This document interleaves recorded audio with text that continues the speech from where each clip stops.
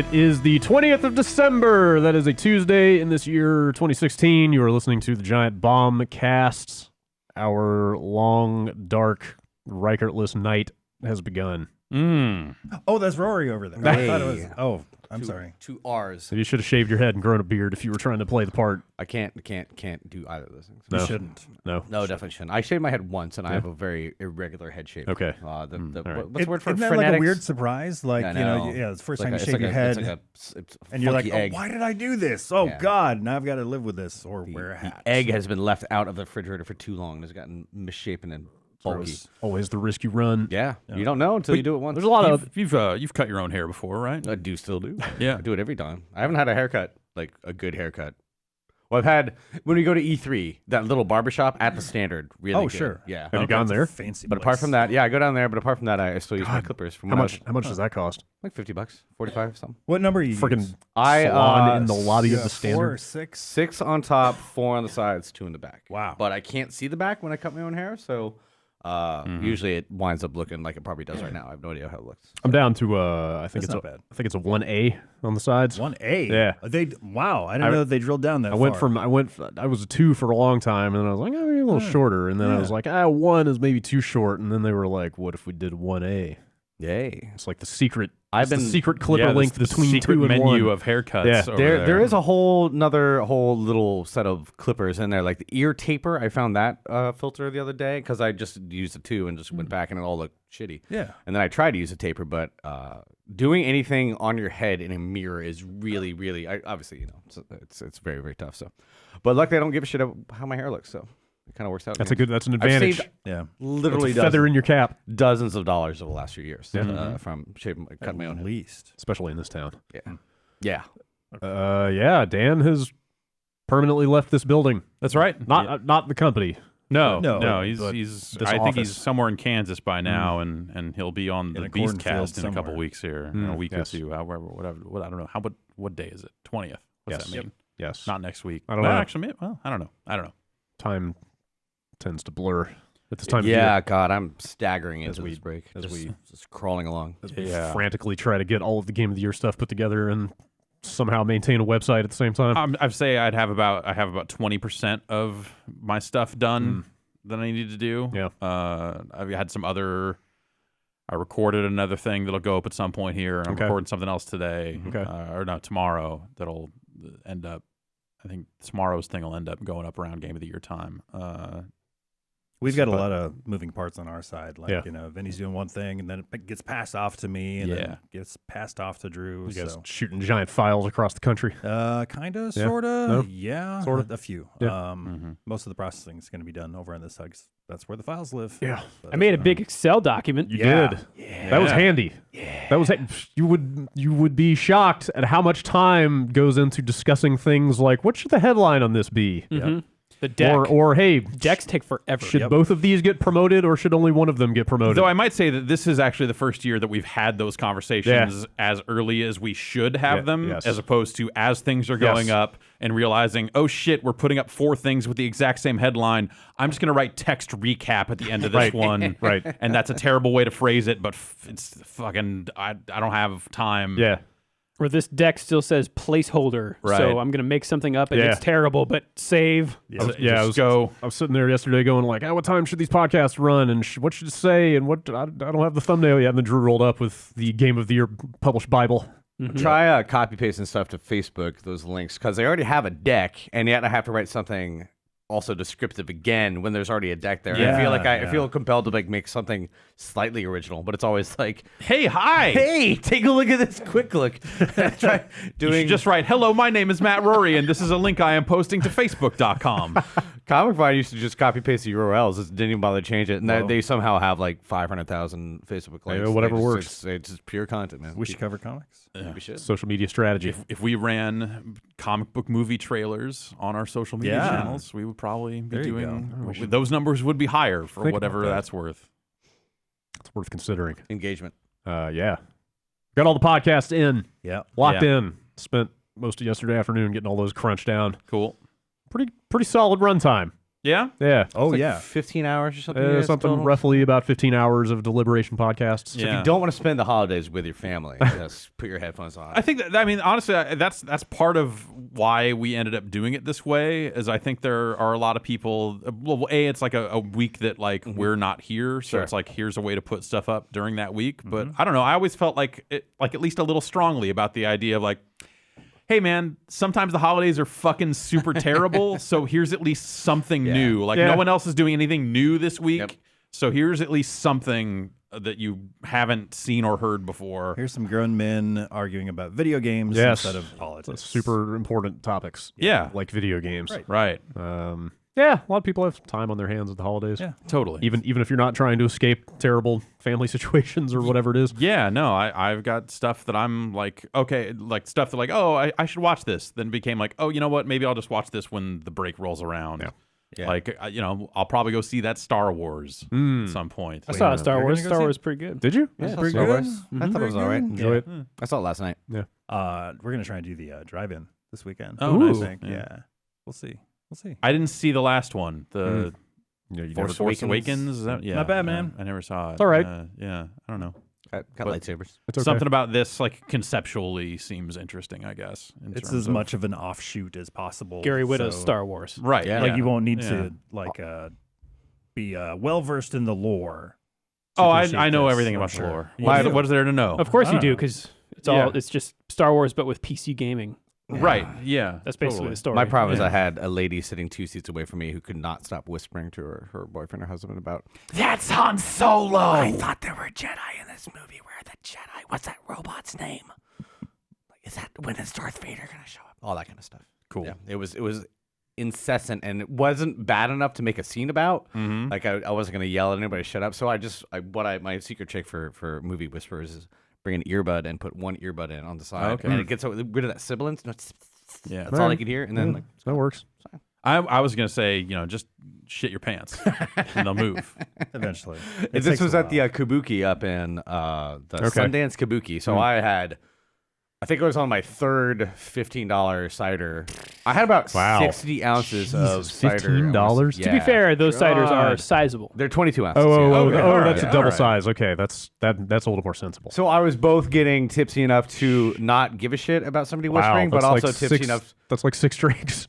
It was like 66 ounces of cider. All So right. at the end of it, I was both tipsy enough to kind of roll with the flow and not care too much, Not but give a also shit, I was sure. also getting to the point where I cared a lot and wanted to like spill my drink on somebody. So that was kind of a distraction. Not if they're that expensive. My God. Well, just wait till the end. Yeah. I was just at the Kabuki for Arrival, which is also pretty good. Is that good? I Yeah. heard a lot of good things, Oh, and I see that too. I'd go to the theater about once a year at this point. Yeah. Yeah, I I was liked thinking it. about making that the one. Is it a remake of the Charlie Sheen terraforming movie? Yeah. I thought that too. People's legs are backwards. Yeah. It's crazy. Is it's not? It's not. I went All right, back. then and, I have no interest. I went back I'll and go watch the real Arrival. I went back and rewatched that. That movie has not aged well. You at don't all. say. Charlie Sheen about? just sweaty the entire You're time. terraforming. He's like, oh, now you're dead. Now you're dead. Like that's But some people, so at the Kabuki, I had not heard this in some time, someone actually get in someone's face for talking. Whoa. And it was like 20 seconds into the movie. And the Oh. guy turns around at the people right behind him and says, I didn't know I was sitting in the talking section.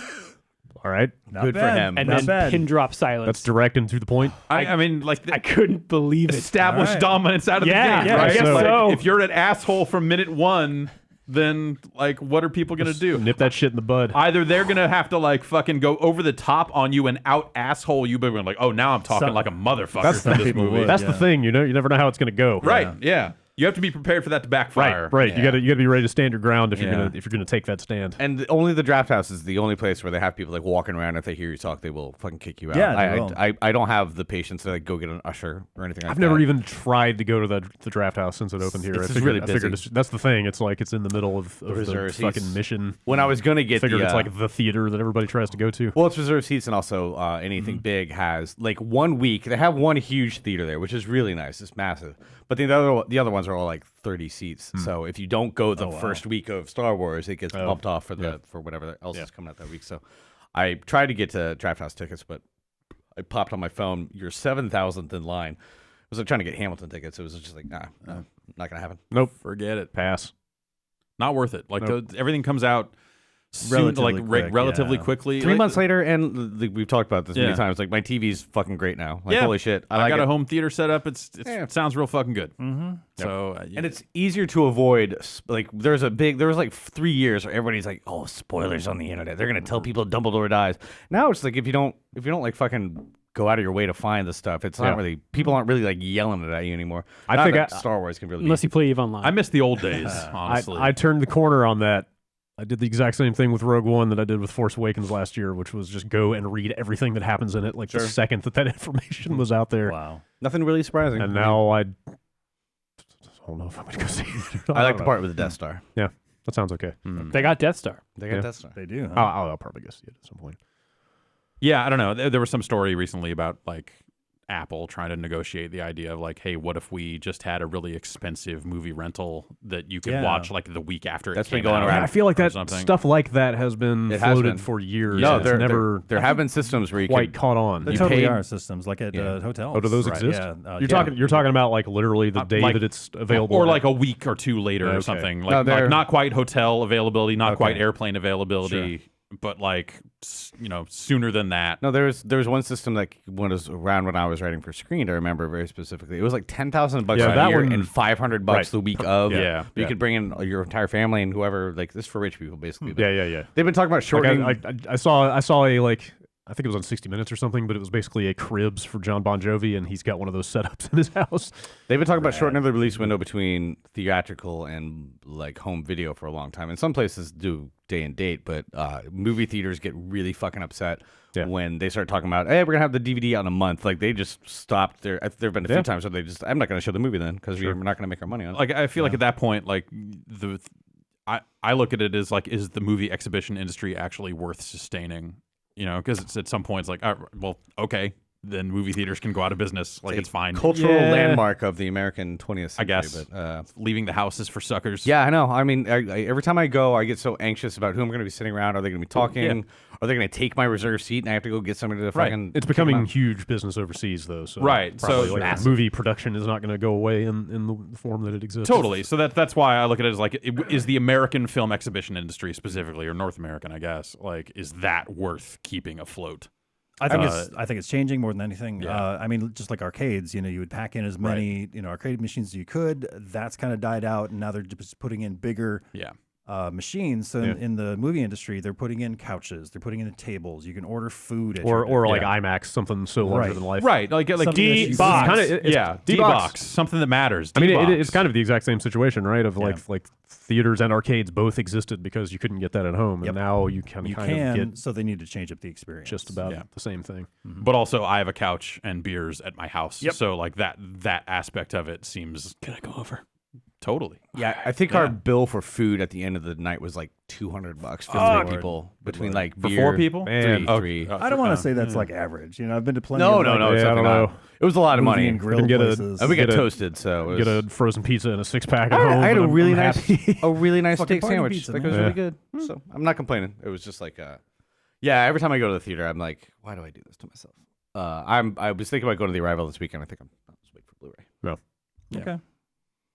Once upon a time, I wanted to open like a movie grill kind of place. Yeah. Yeah. Before I tried to get into like, doing video stuff, I wanted to open up one of those. Might be That'd be rad. Yeah, I mean, I worked kind of in and around movie theaters for a while. Yeah, me too. Just doing, it was film delivery specifically, but kind of just got close to like I hung out in a lot of sweaty ass projection rooms. Yeah, I was doing a bunch of really nefarious shit. Yeah. And splicing in porn. That's right. Yeah. No, yeah, but it's just like at some point it was like I think actually that's what broke me on movie theaters originally was like you see a lot of movies for free at employee screenings like Thursday nights and Wednesdays or whatever, like after the reels get delivered. At some point you're like, oh, I'm not gonna pay for these movies. Like, these are all terrible. I saw a lot of shit movies for free. I was always Sometimes those reels don't get like delivered until like 2 hours before fucking showtime, which sucks. We would always go. I would get in a Bronco and drive it to Union City at like 4:30 in the morning on Thursday, and we would go pick up cans, drive them down there, drop the cans off, pick up new cans. If we had to, sometimes it'd be like, oh, we're playing some weird old movie. You got to drive to some theater in San Francisco and pick up the cans from them because it's like circuiting around or whatever. And road showing. Yeah, and kind of, yeah. And that was a pain in the ass, but usually it was just like a drive down and back. We were done by like 10 a.m. And now it's all just DRM digital files. It's all I assume. digital, so or not all. I mean, not all of it. Like I imagine they probably still have some platters up there to build some reels and do gotta that make shit. this But 70 millimeters. Yeah, that stuff's not long for this world, it seems. We talked about this once before. I think don't people get like hard drives with I was going to ask a dongle and a are CD key and are stuff? the digital movies shipped or down? They're not downloaded. Surely. I know they have transmitted them before, but I Yeah. believe they are all like I honestly don't know, but I know the IMAX like the file sizes are fucking. You think like my Blu-ray is 30 gigs. That's a little bit different for IMAX's. I think it's 150 to 200 gig or something for some of those movies. I think massive. All those things are like running Windows 95 or shit. Yeah. By now. God damn. Oh, was it Titanic that I think it was so heavy on the reel that it actually like broke some projectors? Like it was so much massive. I should still have. Doubt it, man. I still have a third Christy reel of Platters. Titanic, the actual film strip of Titanic.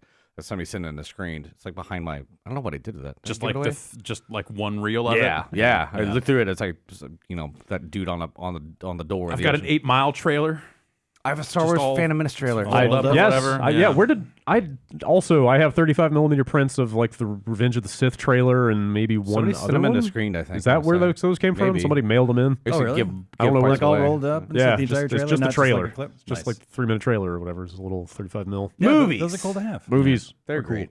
They're great in certain situations. Yeah, I was super jealous when I moved out here and realized you guys had all those like theater connections because I made the mistake of never making movie theater friends Yeah. back home where you could get in and see stuff and like play with projectors and Yeah, that part was, I don't know, like I didn't like playing poker, so at some point I stopped hanging out because they just got way into just like sitting in the projection booth like after hours and playing cards all night. And I was like, dude, whatever. Yeah, that's where I hung out. I managed a theater for a while, and that's pretty much where I lived for the duration. Yeah. Did we ever have this conversation? Did you ever have to fire anyone for like tearing tickets and selling both halves? No. Okay. No. That was the scam that you had to watch out for. Sure, I could totally see was that. like they would you'd sell one ticket to somebody, you'd tear it for them, hand it to them, and they would walk in, and then you would palm the other half. And next person who came in to buy that movie, you would sell them that half of the ticket and just pocket the money. Wow. Yeah. We never got that kind of traffic. Yeah, I never worked. I never worked in a movie theater Seems other like than like twice, and then I was like, "Fuck this." And besides, wouldn't we it be- never made money like on the movies themselves. Oh, Like, no, the of course tickets not, yeah. always in concessions. Yeah. like that. I would think that would be obvious on the books pretty fast. If you had someone there counting how many Counting people were in the people, theater. Yeah, I guess so. And sometimes like the movie companies would actually send people to count, auditors, like auditors to. Oh, yeah, because otherwise they want their money. Otherwise, the people going in the theaters to check Yeah. that stuff are the same group of people selling the tickets, right? Exactly. It's just a racket. Yeah, the whole way through. depending on if you've cut in the ushers on your fucking weird scam or not. That's what which, I mean. you Like, know, there's a better chance of that than I don't know. Yeah, that I don't know how widespread that was. I just remember hearing about people doing that. yeah. Yeah. Do you have any ghosts? No, I don't know. We played Ours was haunted. we played hide and seek after hours there enough times with the power out to if there were ghosts we would have known. Ours was the building had been refurbished. I don't know how many times. So there were all kinds of weird nooks and crannies. Like there was some weird like basement crawl spaces and stuff where it's just completely dark and just debris in there, and you'd see a doll down there or something. So stories get told, but man, I think that place was really fucking haunted. We could get up on the roof and see the town fireworks show from up there, which I did once, maybe twice, and that was kind of cool. And it was next door to the bar where my woodshop teacher from junior high hung out. Oh, yeah? So that was weird. Jason, Yo. what was your experience? Oh shit! I don't know if I would. It's kind of legit. Like it spooked me, and I quit because of it. Wow, really? Yeah. Like I was there late one night. It's at the Rogers Theater in Wausau, Wisconsin. I just closed everything up, and I was walking downstairs, and you guys know when you like feel something, like just you can feel that something. Hair on the back of the neck, like some shit is going down type stuff. Sure. And that feeling followed me down the stairs. So I was up in my office, which is on the second floor, and that feeling continued until I got to the doors. Oh shit, it's all spooky in here now. But once I got to like the doors, that feeling became a very physical thing, and I felt like I got pushed out the fucking doors. And I ran to my fucking car. Jeez. I looked back inside, and I swear to God, I saw like a shape of some sort. And as soon as I like saw it, it like moved to behind a pillar, like it was hiding. I'm like, fuck this. And I don't typically believe in this shit. Yeah. But that spooked me enough to where it's like the next day, I'm like, you guys might want to start looking for replacements. I don't know if I can deal with That's how that theater burned to the ground. Yeah. It's like a nightclub now or some shit like that. Yeah, the theater that I hung out at is now a Staples. Jeez. That was not a fun thing. It's rough. Sounds cool. Too bright in here. I mean, it's a cool story to tell. No, it's not. It's a terrible. It was a terrible experience. Sounds traumatic. It was. Yeah. Luckily, most like movie theaters are well lit, bright places all the time, so you don't have to worry about Nothing creepy in there. Yeah. Before I forget, we tend to discuss video games on this podcast from time to time. Oh, yeah, okay. Time for those. Jeff, Hey, hello. hi. What's going on? Oh, not much. Yeah. Video games, you know. Those. Yeah, those things. Are okay. Yeah, they're cool. I've been playing some stuff. Yeah. Like what? You wrapping up Game of the Year stuff or like for no, your top 10 list? that's looking forward, that right? stuff's it's in the bag. a little bit, but no, I've been kind of hanging out and playing a few things here and there. But I guess mostly I've been sticking with Let It Die. You're still sticking with it, huh? Yeah. I don't know if I can do it. I think I Yeah. want to watch somebody play it. I'm not playing it every day. I'm just Okay. kind of like, oh, I've got time because it's kind of a commitment with it being like something you can't really pause and all that stuff. It's like, okay, I need like actually a chunk of time to really do this. I got into a situation and I got up to like the third or fourth floor and then realized it's like, shit, this is not the same third floor that I'm used to. So I had There's a bunch of branching paths in there. And, I got to a situation where my inventory is full. I am low on health. All of my armor is gone. I can't just quit because my character will die. I need to find my way back down to an elevator. And the elevators It on took that alternate path are not a the straight same. shot sometimes. Yeah, they're not straight shot. I didn't realize how maze-like the layout of that game got until this last weekend when I played some more of it. But yeah, I don't know. Like our team was warring with the UK. California was at war with the UK, so I put in a bunch of raid time and fucked up some people's shit. Just a vision of our dark future. Yeah. Is that stuff based on actual geography? Yes. Like it like you can pick your own. You can pick whatever team you want. Oh, you can change to whatever. You can change teams once for free, I think is what they said. But it does it like automatically does it assign you to where it like IP locates you to? I think you can choose whatever you want. Okay. Yeah. But I chose California because that's where we are. And it's a cool logo. Yeah.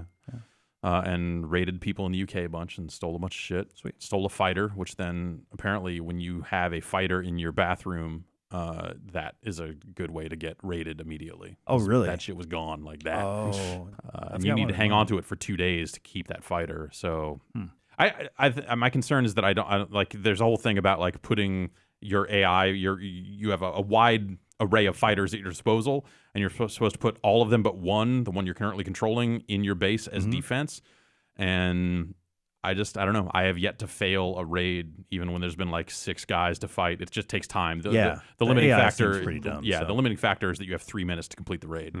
So it's less about these fights are hard, and more about like, they put so many high-level guys in here that like I have to really punch them for a while, and now I don't have time to punch this bank until it blows up. Right. Can you see kind of like Metal Gear Online thing? A little bit. Seen Yeah, anything it is a little bit like invading the bases. Yeah. I haven't seen even a screenshot of this game. It's a little less elaborate in terms of like how you set up your defenses. It's really about like, it's not like, hey, I'm gonna put a turret here. It's more like you can put AI guys in these positions, and there aren't really that many positions. So it's sort of basic. I've seen a lot of Twitter talk about it. Yeah, it's a neat idea. I went and just watched the ending on YouTube. Really? Oh, it has an ending? Yeah. It's like a roguelike? Like a Yeah. It's like a 40-floor dungeon that you're supposed to climb this tower. I guess because it was free to play, I just assumed it was endless. Yeah, they would just want to give you a reason to keep going forever if you wanted to. They it seems like they have plenty of reasons for that, and they've been out there talking about like, oh, we're going to add new enemies, we're going to add, we're still working on this thing. So it seems like Grasshopper still has some stuff they want to do. I think it's neat. Pretty good. I enjoy it a lot. What else? I played some more Super Mario Run. Okay. Did you get the full thing? I found an iTunes gift card in a drawer and went like, okay, if I don't have to spend real money on this thing that I really don't like, then I will expand it to at least like do some due diligence more of what on you it. don't like. Yeah, basically. And hey, guess what? I don't like that thing. I don't think it's very good at all. Yeah. It's there have been people going like, oh, it's not about finishing the levels, it's about getting all the coins. It's like, okay, well that's one of my least favorite things about modern Mario, so that's not helping in any way. And I think the level design is boring. I think that it just feels really generic. It feels like something that they slapped Mario into instead of a uniquely Mario experience. Yeah. It doesn't retain, which obviously, it's going to lose something in the translation just by virtue of how you control it, but it just doesn't feel like it lives up to the rule set of what you think of as Mario. It feels like something. It feels like a bootleg. It feels like someone took Mario assets and crammed them into something else, something more basic. Yeah, and it's not even about being more basic because it's like the controls are good for what it is. It's more that it's stuff like you automatically vault over enemies. Oh yeah, like some of the stuff where it's like this is not. At some point, you're making enough fundamental changes to the Mario universe that to make it fit this template of what you think you want to make. It just, I don't know. It doesn't feel like a great Mario game. It doesn't feel like a great runner. It's got this competitive aspect with the Toad Rally stuff that I think some people have gotten into, but I just find really dull. Just across the board, it just seems like it doesn't have enough content. I don't think the control is fun. And the grind to unlock more characters seems really inappropriate. Is it actually grindy? Yeah, because you have to earn enough toads in the Toad Rally to unlock these houses that then unlock Luigi and some of these other characters. But the thing about the Toad Rally is you are basically wagering your toads. So you could lose. So if you lose, you could be set back in the game's progress in a way that is like weirdly. Yeah, that doesn't sound good. Weirdly harsh, actually, in some cases. Can you buy more toads? No, no. So it's just the one purchase, right? There are mechanics in that game. There are systems in that game that seem like they were developed with the idea of more microtransactions than the game has. And so maybe they pulled away from that. Yeah, I wonder if they if it almost feels like they started developing it as a more traditional mobile title, and then someone stepped in and said, "No, we know what's best." I saw free to start $10. Yeah, there was a tweet going around this morning that had pulled a quote from some investor or analyst from 2014 when Nintendo first came out and said like, "Hey, we're gonna do mobile games," and like the quote from the investor, and I'm sure we talked about it on this podcast, but the quote was basically like, imagine if you could charge 99 cents to make Mario jump a little higher. Right. So like that's what the financial the investor community was hoping Nintendo was going to do. Totally. And so I think, I think their stock has taken a hit or whatever because of the monetization strategy they went with. And I like the way they went, I think, is a more honest. Well, it is a more honest way to go if they were better about explaining it. The way that works in game is really rough because you download it. And when you look at the world map at the bottom, there's a to purchase screen button that you push it and it says, give us $10 and you will unlock more stuff and give you some tickets and all this stuff. But like, if you don't have that, you can play the first 3 levels. That's it. And that makes sense when you look at the way they've built their games on the 3DS. They're free to start games. What they like, what they love to call free to start instead of free to play. Sure. Which is basically just like the shareware model. But in the arena of mobile games, it just seems completely out of place and really weird. But also, it invites all these comparisons where it's like, okay, it's $10, but like there aren't that many levels in this game. Like you start to look at it from the perspective of like, there's just not that much content here. Whereas that would be completely acceptable if this was a free-to-play game and you were like, okay, well, I can only, I've got an energy mechanic I'm bypassing or whatever. Like that stuff might make sense, But as a one chunk of $10, then you start going like, well, for $10 I can get like this game on Steam. For $10 I can get this game on the 3DS. Like there's so many other touch points for a $10 purchase for a Nintendo game or traditional game that it just kind of loses touch with the reality of what gaming is like on phones. And I don't think that's to their benefit. Like, it's not like, yeah, they're fighting back against a broken system. Instead, it just comes off as like they're still just doing their own thing. Yeah, they're doing their own thing, and it doesn't seem like effective at all. And it just makes a bad game seem too expensive. Gotcha. It just seems like maybe starting with a platformer was not maybe the smartest idea. I don't know what what with Matomo. Well, I mean that thing is barely a game though, right? Yeah, or at least in the traditional Nintendo sense, right? I feel like maybe, I mean, the names are not as big, but like Animal Crossing or Fire Emblem would have translated a lot better. And I think those to that platform still could, and they still could.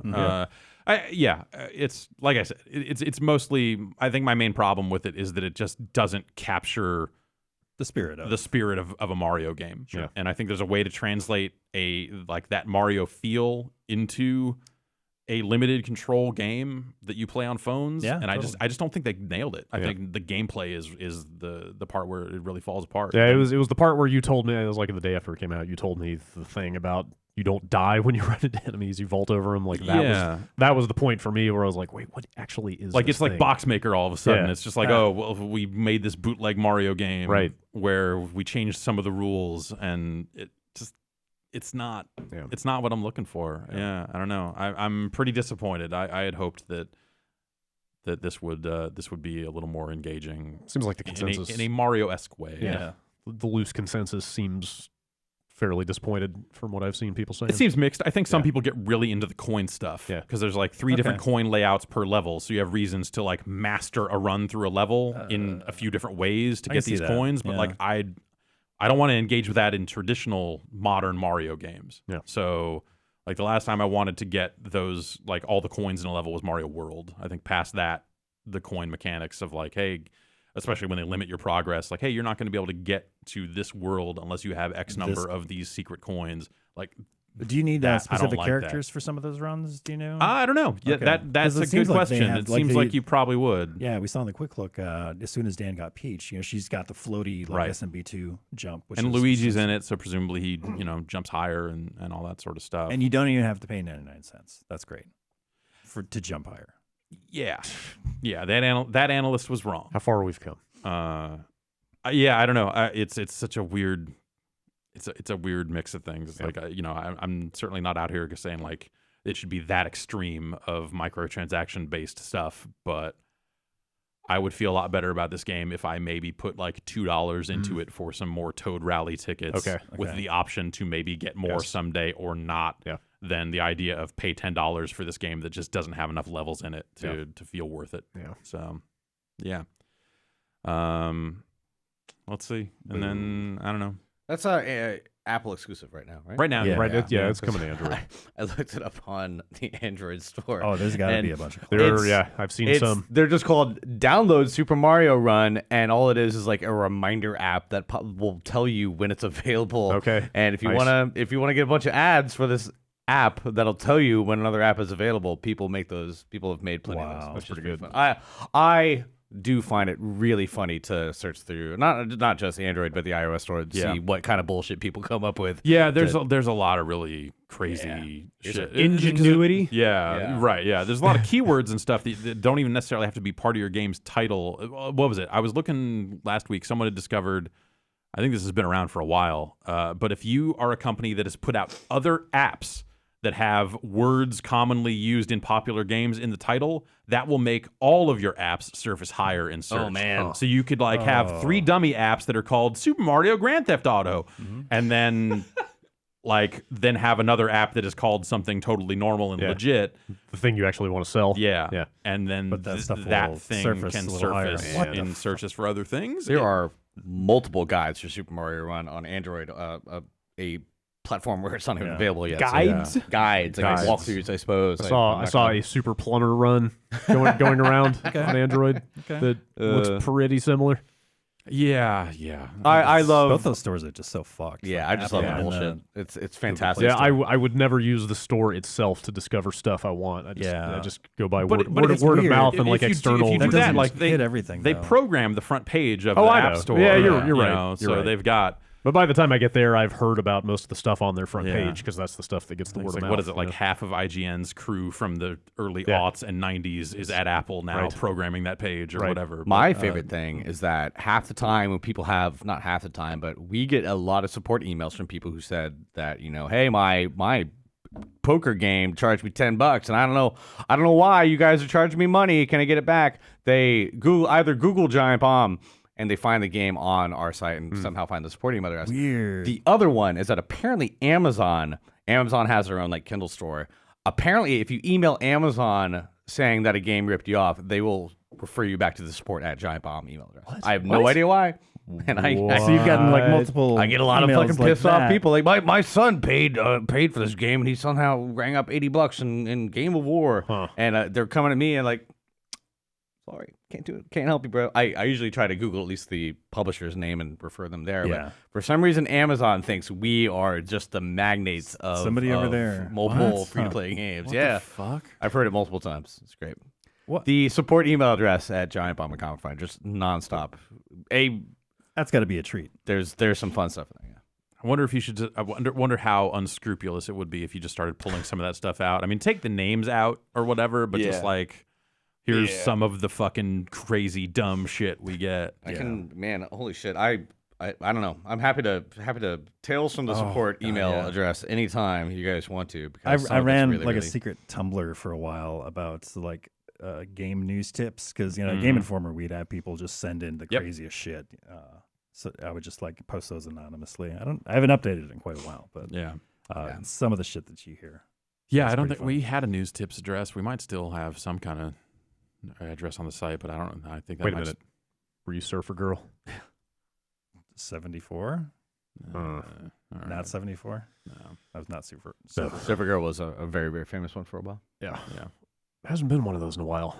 Hasn't been a good video game industry like gossip rag Yeah, type not that's like anonymous. not that's like grungy in the way that Oh, man. that like Fat Babies was. Yeah, they used to be crazy. That's just like here's like more tales about the guy running Midway. Yeah, those were all just straight up gossip. Like here is how sleazy the people at the studio Let are. me tell you about Neil DeCastro. Like, Yeah, it was just like like that. this long drawn out things was- about individual people. You're like, All the I mean, that was basically like a tabloid. yeah, Versus like like if I remember, Surfer Girl was more about like Yeah. here are projects that we have heard are in development, Right. unannounced Oh, game yeah. type stuff. yeah, The Star Citizen stuff is always pretty entertaining. All the drama around that. That's been a good source of weird drama last couple of years. yeah. But now I don't know. Now that stuff's just on Twitter.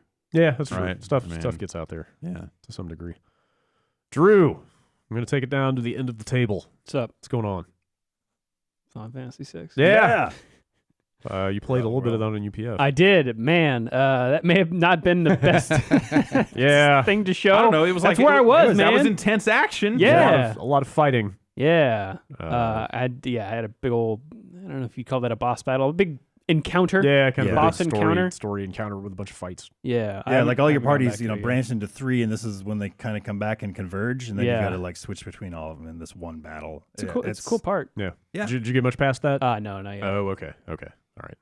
I know there's something that you really Yeah, want to talk to I don't me want to say about. anymore. It's more I just want to check in with you after you get to a certain point in that Okay. game. Which You'll I don't- know when it happens. Don't think you're that far away from, and yeah, you'll definitely Shit goes on in that game. You'll for be like, sure. oh, that's what he was talking about. maybe. So Maybe. we'll get back to that. Yeah. Perhaps in the new year. All right, we're gonna take one quick break, and then come back with more stuff. So we'll be right back.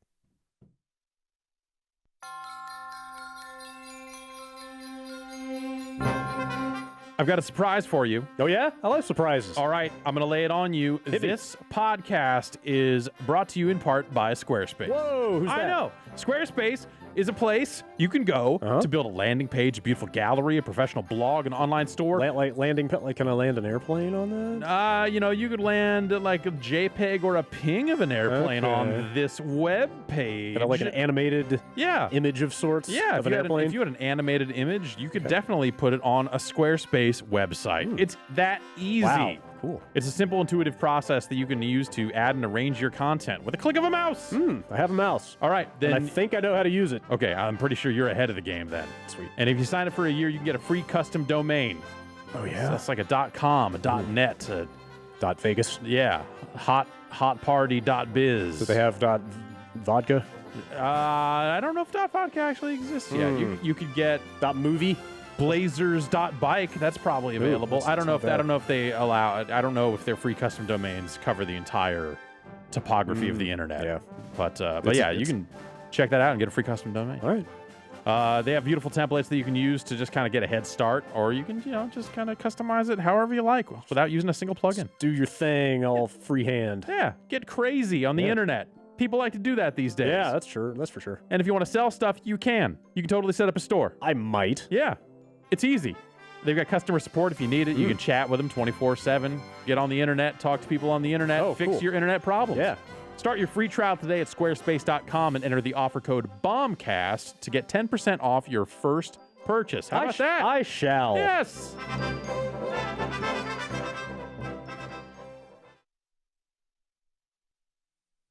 Jason, Yo, hey. I know you said prior to this you ain't been playing much. Yeah, not too terribly much. I still got to, iron out some like top 10 stuff. Yeah. Uh, Kind of but on that train too. I'm also in a position where I have a baby, and the baby is just like, no, I don't want you to play anything. He's not talking yet. Baby's but the boss. Yeah, we have a mind link. Yeah. And but I remembered that I was playing SteamWorld Heist on my 3DS. Okay. A few months ago. Yeah. And he was totally into that. So I'm like, all right. Wait, like watching it? Yeah, like watching it. Wow. Like he'd sit in my lap and just put it in front. That's And impressive. he would just watch. Cartoony and So- bright, it's a cool looking game. But it also came out on PS4 and Vita as well. So I picked it up on there because I want to use a controller. And he's totally into it. Yeah. And dude, I like that game an awful lot. It's cool. Yeah. It's a really cool game. I love the charm in it. Love the the robot voices and Yes. stuff. Yeah, It's still itches that like tactical kind of combat. It's like an XCOM light. Yeah, It's like very a lot much so. Yeah. faster and easier to get into than having to sit down at a You PC don't and have to slog worry through about an XCOM stats or mission. anything like that. Yeah. You put Well, there's a little bit of that. a little, but- very tiny bit, yeah. But you're not like min-maxing or anything like that. Yeah. So And I like that it's loot based also. yeah, that's super cool. Like the character progression is all like, what drops did I get? Not like Or what hats did I shoot off someone Yes. and picked up? That's Yes. fucking awesome. The hat stuff is quite good. But yeah, and like all the ricochet shots, Yeah. that's super Yeah, it's satisfying fun when you to- get that it's stuff. The aiming stuff, like it's weirdly satisfying because like I don't know if you guys have played much of this, but most of the guns don't have like laser sights on them, so Yeah. a lot of the aiming you are literally doing by feel or by just kind of eyeballing it. And there's some like drift to it as yeah, well. like you're literally just looking at your character's hand bobbing up and down and trying to eyeball the guy across the map and whether you're going to hit it or not, and like it's like weirdly easier than it sounds. It almost sounds like Worms in a weird way. kind of, yeah. I can yeah. see some of that. Yeah, totally. It's Yeah, just- because there's shit to blow up too, like Yeah. exploding barrels and whatever. It feels good nailing those headshots totally when does. you don't have any guide or like a way to actually aim specifically. Yeah, and it's got I don't know if you guys played the first SteamWorld. Dig? Yeah, it's got that Yeah, same I played. look. Okay. I played through it like 1.5 times or more on different platforms. Like I played a lot of that game. I got pretty far down, and then I realized you're just like upgrading your drill and drilling bigger stuff, and then kinda gave up on it. It's good. I haven't heard anything game's about awesome. Heist. No, I liked Dig. Heist didn't really. Heist didn't do it for you. me. Yeah, I've got a deep-seated love of like tactical like Mm-hmm. RPGs and stuff and turn-based stuff like that. But I think I was just coming at it from like, oh, a new SteamWorld game. I was like, oh, it's completely Yeah. different. Very Like, different. okay, that's. I mean, okay, I'll- that's your thing. Okay, I think all that's. right. I think it's cool. I mean, you know, Yeah. whether you like each different Right, thing they yeah. make is a different It'd matter. be but- cooler when there's a third game. right? But the idea that they have like a consistent universe that they then make different types of games in is a pretty neat yeah, good on them. kind of scheme. Street Fighter's getting updated today. What? Yeah, season 2 they're calling it. I Wait, guess there's what? like a 96 fucking page PDF of. I just saw changes. something on Twitter about Urian buffs. Yeah, there's some Urian buffs. Yeah. People are getting nerfed and stuff. Mhm. And I just briefly looking over that document, it's like there's no like real fundamental, like no real shift. Like, Okay. but it's just like character balances and stuff Okay. like that. But yeah, they're calling it like a season 2. Yeah, this is the official start of season 2. But it seems like like patch 113 or something. Seems like a really weird time to start a season 2. Well, yeah, they're bringing out Akuma today, so this is like the second round of like season characters. Okay. So I think he's going to be available today, 20th, right? They had a weird patch note situation, right? Where they updated patch notes and then they had to take them down or something last week. I don't know about that. I seem to remember something on Steam, like somebody. I know that KI also released their patch notes for their big changes. Something about Kilgore. Yeah, Kilgore. Who is that? I imagine Fulgore's cousin or something. Sure, yeah, they're homies. Yeah. Is that a new character? Yeah, that's a new character. I don't think he's been in previous. No, I don't think so. Yeah, I think you're right. But Street Fighter's catching a lot of flack because KI released all their patch notes, and Street Fighter did not for a while. Okay. So people were getting real pissed. Wait, are you saying they were rebalancing without telling people what the changes were? Right. Ooh, yeah. Yep, until like the day before that it was releasing. So I was reading over some of the KI patch stuff. Like I actually appreciated that. Like when you get to the bottom of their patch notes, it's just like these are the characters that have not been changed at all. Yeah, that's great. It's like, okay, just address it. Like don't say, like don't leave it anything on the table for people to go like, well, did they change it? Like just we didn't touch these characters. We changed this. We did this. We did this. Yep. This is less. They explain it. Yeah, they put out like a 5 or 6 minute video explaining some of the the major changes and stuff. And dude, I really appreciate that.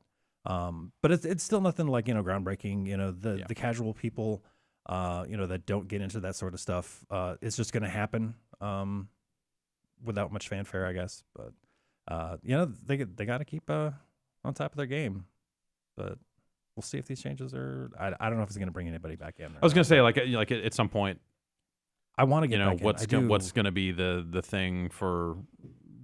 I mean, yeah, like I think you're legitimately on the fence. I think I'm a little less on the fence, a little less likely to come back than you are. But like, it's not completely. I didn't box up the fight stick. It's still sitting there. Cool, good. So the game is still installed on the PS4. I installed the PC version because I don't want Capcom to hack my stuff. Gotcha. And did not reinstall it when they fixed it. But I do still have the game installed on PS4. I don't. A big thing that kind of kept me away from sticking with it is because people got super good at that game, and you've got to be so specific and dedicate a lot of time to this, and I fell off that, and I was hesitant to get back in because man, I would have an uphill battle. Right, yeah. I mean, it was like the people that stuck with the game through its roughest patches, through its roughest times, like they did the work. They put the time in the game to stay. And if I hopped into a ranked match, I would have zero fun whatsoever. Right. But I mean, this gives me a little bit of hope that it doesn't necessarily level the playing field and all, but I don't know. It might make that uphill battle a little less. And it seemed like that they were. I mean, you could probably take the language either way. I don't know if they clarified it one way or the other, but as they were announcing this next batch of characters, they were like, "Hey, Akuma's coming along with 5 new characters," which sounded like new characters to me. You mean like that's the impression that newly designed characters? Yeah. Which is weird in one way because that on one hand that's great. Like let's see what some new characters could be like. On the other hand, selling characters piecemeal, like the best way to rake in that money is to be like, it's your favorite character from the old game. Yeah. I mean, that's exactly what they did. You could buy a season pass and get all those characters, or you could buy them piecemeal as well. Totally. No changes on that front. It's more that just like I think that they have a stronger chance of moving season passes and stuff like that if they are tapping into nostalgia for the people that have fallen off. Like that'll be like their favorite character getting added to the game. Like, oh, we got Blanca, we got this. Oh, Honda's here now. Yeah. Okay, I'm back in. If they were like, hey, we're putting Honda in the game, I would want to try that. Sure.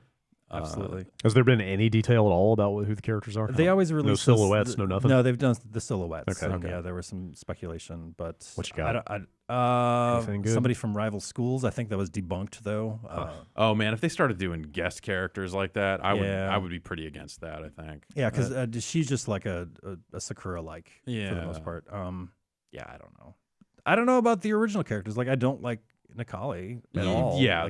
Yep. I think Laura's neat. Yeah, Laura's cool. What's his name? But like Fong, I'm not into. No. Rashid is neat. Yeah, but I don't. He's cool. I would like to see him in Marvel, man. Holy shit. Yes. Rashid would be awesome. Actually, yes. That would be just the amount of wind you could put on the screen at one time. I mean, he'll put a lot on there anyway, but you put it in a Marvel game, that would be fucking cool. That'd be cool. Also, his like weird fucking I love the internet attitude, I think would fit in a goofier game a lot better than it does in Street Fighter V. I like that aspect of him. Yeah. But what else came out? Like a Nitro Plus on PC. Yeah. I want to play that a little bit. Yeah, there's lots of shit I want to get to, but yeah, right now SteamWorld Heist is like I can play that for this is a good baby game. Yeah, exactly. So I can play it for a few minutes and say, "Hold on, all right, I'm coming. Don't touch that fucking space heater. Get out of the oven." This is a game you can play with And a then just- little just type like- on your like knee. Let It Die is the exact opposite of that game. Like, here's a game you can't pause. That was so fucking And- stressful. Yeah. yeah. I came home and like Griffin was chill, sitting in my lap, and I was playing Let It Die, and then I got to that situation where it's like, fuck, I have to get to the elevator. And like as time went on, Griffin would get more and more pissed off. And I knew that I had to find that elevator before he had a breakdown. He needed some Cheerios or something. I don't know. But yeah, couldn't fucking pause. I mean, you can clear out a floor, but what? And stay there? I don't know. Yeah, I don't think know so. if like if you stay on a floor long enough, And just I leave the would game in? assume that the If- game would just send something to kill you if you stood still for too long. Yeah, I think after an hour of you even sitting in just your lobby, you can get rated. And it does log you out after a certain amount of time. I remember sitting in the lobby, like, for some amount of time. Maybe there was maintenance. I have no fucking idea. Yeah. Anyway, yeah, video gaming with kids is fun Yeah, sometimes. just like everything else with kids. Sure. It's an adventure. Mm-hmm. Matt Rory, is anything you want to bring to the table? I've been playing World of Warcraft Legion with dogs, You which don't is, I say. assume is somewhat similar. I was playing this mythic. Wait, you made characters for your dogs, and they're just like they're getting trying to gold for get you? they're trying to get up on my lap while I'm doing Oh, a fucking gotcha, mythic okay. dungeon. This is exactly the same situation. I thought you had like a 4 PC setup. Exactly the same situation, but way more important. No, I've been playing a lot of WoW still. I'm really slow. Like I haven't done any of the LFR, or any of the raids or anything like that. I barely done any mythics. I just kind of log in and just dick around. That's kind of my fun. It's just stress relief at this point. Do you do everything solo, or do you have any kind of posse? For the most part, everything's solo. Like you can still. They changed up the way dungeons work this expansion though. They have normal dungeons as you level up, and they have heroics at max level, which you can still queue up for random groups. And then there are mythic dungeons, which are even harder. And there are some dungeons that are only mythics, but for those you have to get to the actual dungeon entrance and like make a group. You can't randomly group in. So I've been trying a little bit more of those. I got my first legendary item, which is kind of cool. So I'm kind of like taking my own pace, and I'm really not in any hurry to do any of this stuff. But apart from that, I've been playing a lot of Fallout 4 2, which I came back to. That was on my games I didn't finish list last year. I finally came back to it, and I still hate the PC UI of that game, like with a passion. Did you get any mods? Like, No, I'm sure I there must be gotta some, be a there ton must of, be a like, bunch of quality UI of mods. life. I out there. fucking tried to, Yeah? trust me, and they changed the way the mods work this game. They can do simple stuff just by installing a mod, but like the UI reskins, you have to like start fucking editing INIs 3 different places, 3 different files, and then you got to get a mod manager and everything. So I just fucking gave up on it. The 2 things that helped a lot were to just not even care about the settlement stuff. Just don't build anything. Just don't give a shit, because it's really, really annoying to do on PC. And then rebind the E button to your mouse button, so you can just click to pick on stuff stuff. up, click up, and get out of menus. Because otherwise, I was hitting. I can go. I've talked about that game's UI problems many times. You escape, but then you have to tab out, or if you have your Pip-Boy open and then you want to go to the menu, it's like 2 different fucking things, and you got to hit enter to get out sometimes, and escape to get out, or X sometimes. I don't know. Oh, it drives me fucking nuts. That game needs to get away from the Pip-Boy interface entirely. Just I get the coolness of having a Pip-Boy menu, but oh shit, It just seems like something they designed for gamepads. You know, Oh, like, totally. and it's 100%. okay there. But like, actually, I mean, I think it works on the PC version. But there was the ability to second screen the Pip-Boy Oh, I don't know. on a phone or tablet. So I played the PS4 version of that game with an iPad in front of me, and that was way better because you could just do your shit with the map. You could have you had a map up full time and not have to deal with any of that shit. Yeah, it's really, really annoying. And that was a better way to play it, but it seemed like a really expensive and hassle-laden way to circumvent that shit. So I took a year off. Shitload of iPads laying around. That's I don't know what you're talking about. Well, there's probably an Android version. We got that Vizio remote if you want to just borrow that. I have no idea. I never even tried to look into it. All I know is I took a year off of that game, and I came back and It's more Fallout, and I'm just like I'm at the point now where I have a bunch of cool guns and I can run around and headshot anything that moves, which is that part of every one of those games. Like I don't really care about the story. Sean can go fuck himself. I don't care. I just like running around and took me a while to like Sean, who's that's your baby, right? Yeah. Okay. Yeah. I'm at the point now also where no spoilers for a 2-year-old game, but the Brotherhood of Steel has come in and starts fucking shit up. No. Those vertibirds are like flying around and they're just dropping people down. It's like nothing but laser battles and like suicide mutants like blowing themselves up. This sounds great. It's pretty cool. It's a cool moment when you look up and that shit's overhead. Like that's But some of the vertibird pilots are fucking terrible half the time. No. I've seen them apropos of nothing just twirling their way down to the ocean and blowing up. They're not being shot at or anything like that. I recorded it once. I need to find it and put it up on YouTube or something like that. It's rough in the wasteland. Man, just aircraft maintenance. They can build the airplanes, but they forgot how to train people to fly them. Apparently, much to be desired. I keep hoping that game will get a PS4 Pro patch for some weird reason. Like I kind of wouldn't mind going back to it if they beefed it up a little bit there. Enhancements. Fun to shoot stuff is all I know. Apart from that, I've messed with any of the graphics mods. No. There was that foliage mod that came out a while back that looked kind of incredible. Like adds a bunch of. No, I'm at Ultra and everything on like 970, and it looks okay. I've never really bothered with graphical mods or any of those games. Oh, that's right. I want to try out Watch Dogs 2. They've got like a high res texture. They do. Pack, I like installed that. One. Yeah, it's really tough. That on PC. That actually game has a really interesting. I forget the name for it. It's like temporal filtering, I think is what they said for PC. They have kind of. I read the technical specs on it, but Ubisoft has been doing a lot of weird stuff where like frame interpolation. I didn't really get the whole thing, but it just gives you like free 10 FPS on 1440p or above. Okay, gotcha. So I've been running it at 1440p. Not everything maxed out, but it runs pretty well. And that game technically the PC port seems pretty good. I've been trying to play that here and there. I'm not. After playing like GTA 5, it's really tough to get into that I can control see that. scheme. But but I have enjoyed running around. I was hoping that their San Francisco would be a little more fidelitable. I don't know the word, but that exactly. That's the word. Half the city's Golden Gate Park, and I lived in the city for a long time. The proportions are weird. Sure, proportion. But then the stuff that is in there is done really well, Yeah. and they capture the feel of it. But when you start looking for individual blocks, and I'm stuff, not- you're like, oh, I'm in San Mateo or something now. Yeah. What the fuck is going on? No, but it's cool. I had some weird invasion. I don't like the multiplayer stuff at all. It's terrible. I turned It's all of that totally off. terrible. Yeah. You can just opt out of all that. Yeah. Okay. You can turn it off, but somehow it keeps getting turned back on. Is that the thing that didn't work for the first week? Yeah. So that was like as I was playing the game, that stuff. Like as I was getting very close to the end of the game, they fixed that shit. And then I went to start a mission and hit the mission button, and it was just like, there's a hacker. Hacking you. It's like, gonna take your stuff. I don't give a shit. Yeah. Like, what I really. That stuff's the multiplayer stuff in that game. I think Is it basically just the stuff from the first game, or the hacking That invasion sounds stuff like is the stuff from the first game. There's like bounty hunter where like if someone gets 3 stars or higher from the cops or whatever, there's a chance that other players may be brought in as bounty hunters to take them down as well. Okay. Which is like a neat idea. But the way it presents it is it's like, hey, you were going about your business and now there's another player in your game that the cops hate. Maybe you go try and kill him. And then, oh, wait, he shot you and now there's a loading screen as we disconnect you from this session. Like, it's just not elegant in the way that it sounds should like be. it would just interrupt what you're trying to do. Always with in the story. way. Like the story in that game is such. Like I enjoyed it to the point where anytime the multiplayer stuff popped up, I was like, man, fuck this. Like, and they put in co-op missions that will. That's the one part I thought was like actually okay. Was when you start doing co-op missions because it'll just match a player in and you're like, oh, now I got another guy here and he's an RC car as well. And okay, we did this thing because they're all pretty easy. And oh, this guy's still in my game. Oh, it's now directing us to the next mission. Like, no, I kind of want to actually do something else. Yeah. And it's like, okay, now I gotta go quit. And that stuff's a little clunky, but It really is. No, thank you. The police in that game is fucking savages. yeah. They will Once rip your shit up.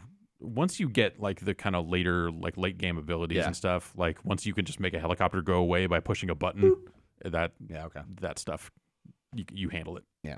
Apart from that, though, I have just a bunch of shit I have installed but never haven't gotten around to. I need to go. I got Rise of the Tomb Raider, Dishonored 2. I've been trying to, but I have this weird like mouse float thing on my PC where the viewpoint will just like start rotating, and then I have to reset my mouse. That's a feature. So maybe I'll just go back into play that with the gamepad. But There's a lot of stuff I need to get to. Hopefully over the break I'll have a little time, but that stuff will pile up. I want to say that mouse drift thing is a common Dishonored 2 problem. I thought it might be like a dead zone thing I've with heard my controller being on the thing, but it was actually unplugged and no batteries in it, so it's something just with the mouse. But it's really frustrating to work with. So I don't know. Maybe I'll just wait for a little bit of time. I've got plenty of other stuff to play. Yeah, sounds like it. Yeah. Damn. I've been trying to similarly kind of crack into backlog stuff. Fired up Mafia 3 over the weekend. Oh, sweet. The first time. Oh, for the first time. Yes. Oh, cool. So you got that cinematic That intro, man. Intro, like the first, what is that? It's an hour, might be pushing 90 minutes. The just whole extended intro of that game between is like the mission and like a super effective style stuff. Yeah. The problem is like when I got out of that and got to the point where it's like, okay, here's what this game is. I was like, here's oh, the man, open world. This is way less interesting. So I That's where it stopped. bounced to, yeah. I stopped right at the part where you're supposed to meet up with the CIA agent. Is that what you're talking about? Is that the beginning of the open world? It seemed like it. It's been a while. There's a flash forward. Yeah, like there's some time passes between the intro events. There might be like one little bit after that. I'm trying to.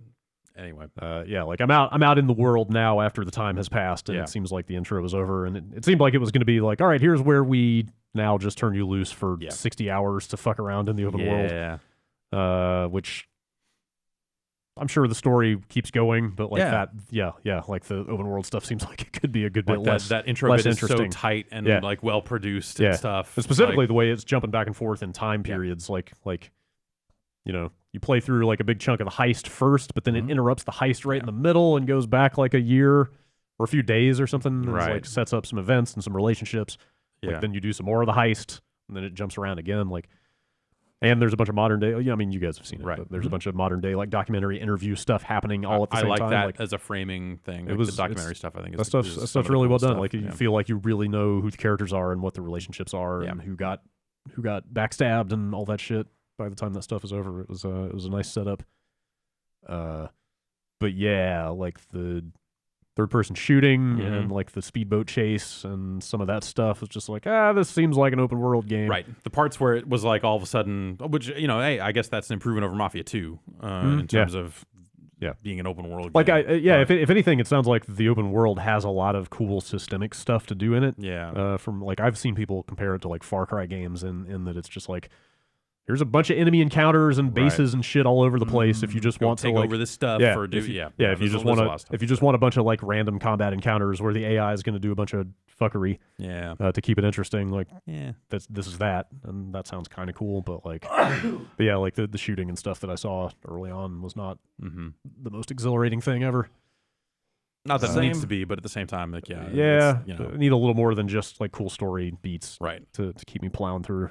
When open world games are as long as they usually are. I also messed with that Modern Warfare Remastered. The Call of Duty 4. It's not really a remake. It's just a skin. Yeah, I mean, it's they've done work to it now with the patch. Like you've played it post patch. Oh so, yeah, it's taken a couple patches. Yeah, at least. What did they? Do you know what they so did? they just recently patched in the rest of the maps that they were going to do. Oh, okay. And also now it has all the microtransactions that Call of Duty has had for the past few years. Oh, this is all on the multiplayer side. Yeah, right? yeah. Okay. So it's all like the COD points for supply cases, and like they've added a ton of weapon skins. And they've added a bunch of cosmetic stuff with like one exception, I guess, is kind of a gameplay thing. But it's like, it's characters. It's like, hey, do you want to be this sick beard guy? If you want to be this dude with this sick beard, then you need these 7 items, which you need to pull these 7 items out of blind boxes, or you can build them with scrap, which you could just buy the points and then get the scrap. Yeah. Sounds like a lot of work for a beard. It's just a pretty sick beard. If you can't grow one naturally, so it's a lot of stuff that wasn't in the tier 1 beard. I mean, it looks like a tier 1 beard to me. Sounds like a lot of people on that design team were talking about stickiness, the word stickiness, quite a bit when they were making all this stuff. Like the more stuff you got to collect, the longer they play, and then the longer they'll like stick. It's the stuff that like when you look at the Call of Duty trajectory as like it's been down year over year for a bit now. They've got to make up that gap somewhere, and so this is the stuff that they've had in main Call of Duty for a while, and this game launched without it, but then they just patched it in. There were some people pretty up in arms about it, but I mean, it's hard for me to get too up in arms about them doing the thing that the game has been doing for the past few years. Yeah. So as like an optional thing. The one thing is they've added like custom melee weapon skins, but it's like a broken bottle and some other stuff like that. But there's a hold down triangle to switch to melee weapon mechanic that was not in the original game. Yeah, and that's weird. Is that in the campaign too, or just in the multiplayer? I think it's just in the multiplayer. Okay. But I have not unlocked any of those, so I can't do that. So I haven't can't just seen... bash people. Like you could dagger. You can still you can still do that. But I think you can like once you've purchased this broken bottle, you can run around with just you that. Can hold down triangle to switch to melee, which they in some Call of Duty games they had it where like you could not take a primary weapon and then you would just have a knife, and that would be a faster melee attack than it would be by default. So I don't know if this has gameplay considerations or if it is the same speed as the default melee attack, because I don't have one, and I'm probably not going to play any more of that game. I think I'm going to go through the campaign. Yeah. I played the first like 3 missions. Yeah, like I was kind of shocked at how much work they seem to have done to the look of that thing. Right. Like it looks... I haven't seen Infinite Warfare. I know, maybe if you put them side by side, it would not hold up. But like, just eyeballing it when I first started playing it, I was like, this almost looks like a modern Call of Duty game. Like it looks that good. It's close. Yeah. I mean, Infinite Warfare, I think like it just wins out on the art side. Yeah, in a lot of ways, obviously, because it's just you're on this moon of Jupiter or whatever it is, and that's a new game from the ground up. I mean, this thing is still obviously a redressed 9-year-old game. 07. Yeah. Jeez. Wow. But yeah, like it looks really good, and also like it kind of sucked me in, like the way that game gets going, and just like the shit that happens in the first 2 missions of it. It was just like, all right, yes, I'm feeling a weird amount of nostalgia for Call of Duty 4. Yeah, and there's Captain Price, and here's all this shit popping off, and all right, sure. Yeah, I played through like the C-130 mission, and kind of stopped a little bit. Yeah, okay, that, that's further than I've gotten. So yeah, maybe I'll burn out too. But that stuff was. It's cool to see. I think they did a good job with that thing, better than I thought they would. Yeah, and then they added a bunch of more modern Call of Duty modes to it, like gun game and some of the other stuff that didn't, like kill confirmed stuff that didn't show up until later, which I think is fine. But like the player base is just in like 3 modes the same way it always is. Sure, so it's sort of weird to like they even added. I think they added more modes with this most recent patch. It's like, I mean, that's cool, but like, dude, no one cares. Yeah. It almost just seems like a thing they have to do because they have done it for so long. Yeah, it's not the thing people want. I don't know if it's out yet or not, but they're pretty close to they may have actually launched on PS4 or something. But the first DLC pack for Infinite Warfare, and that's got a remake of a Modern Warfare 2 map in it, which sounded interesting. And then I remembered like, oh right, that multiplayer is the opposite of fun. That's what you got Titanfall 2 for. Yep. You still playing that, Jeff? I wish I was playing more of it than I am. Same. But also Let It Die kind of cut into some of my Titanfall time. Gotcha. For sure. So, yeah, definitely want to get back to it. I think I played a little bit last week. But what's your mode of choice? Attrition still?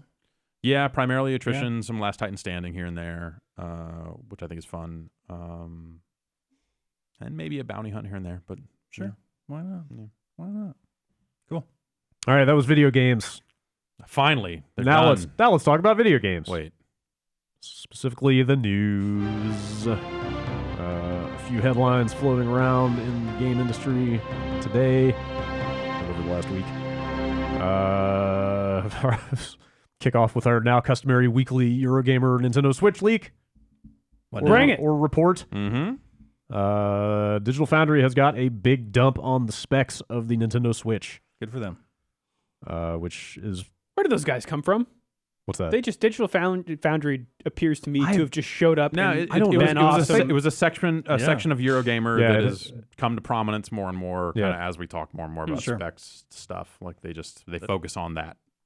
They've been around. I like that. I like them like narrowing in on the thing they care about. Yep. I know flops. I know a lot of people could not give a fuck about resolutions and frame rates and port quality and stuff like that, but I am kind of into that stuff, and I think it's awesome that there is an outlet that is catering to that. I think it's fast. Like they're doing a lot of fascinating work. Yes, it is a cool resource. If you're it's put them in a position to speak intelligently about spec leaks in a way that I think a lot of outlets can't. So that's the thing. Like, if you really want to know about this stuff, you should just go read the story there, because they do get into a lot of context about what this could mean for the power of the Switch. But The big points are that it looks like this thing is based on the NVIDIA Tegra X1 as opposed to the X2, which is not out yet, and which is what they seem to be kind of hoping it would be based on. Yeah.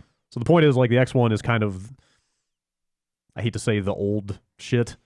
I mean, but if you're saying the X2 is coming out soon, then the X1 is pretty much by definition the old shit. So it sounds like the X1 is kind of what the NVIDIA Shield was based on, that like Android kind of tablet-y thing that you can stream games to and stuff like that. And the Switch is also using a version of that, but with a bunch of modifications, so they don't know exactly how it's going to hold up. And if they're building around that architecture completely, then they might be able to take a little more advantage of its feature set than an Android-based thing. They totally pointed out in this that, specifically like NVIDIA is providing like a lower level API for this thing for the Switch than you would have access to on the Shield. So yes, they could squeeze more out of it.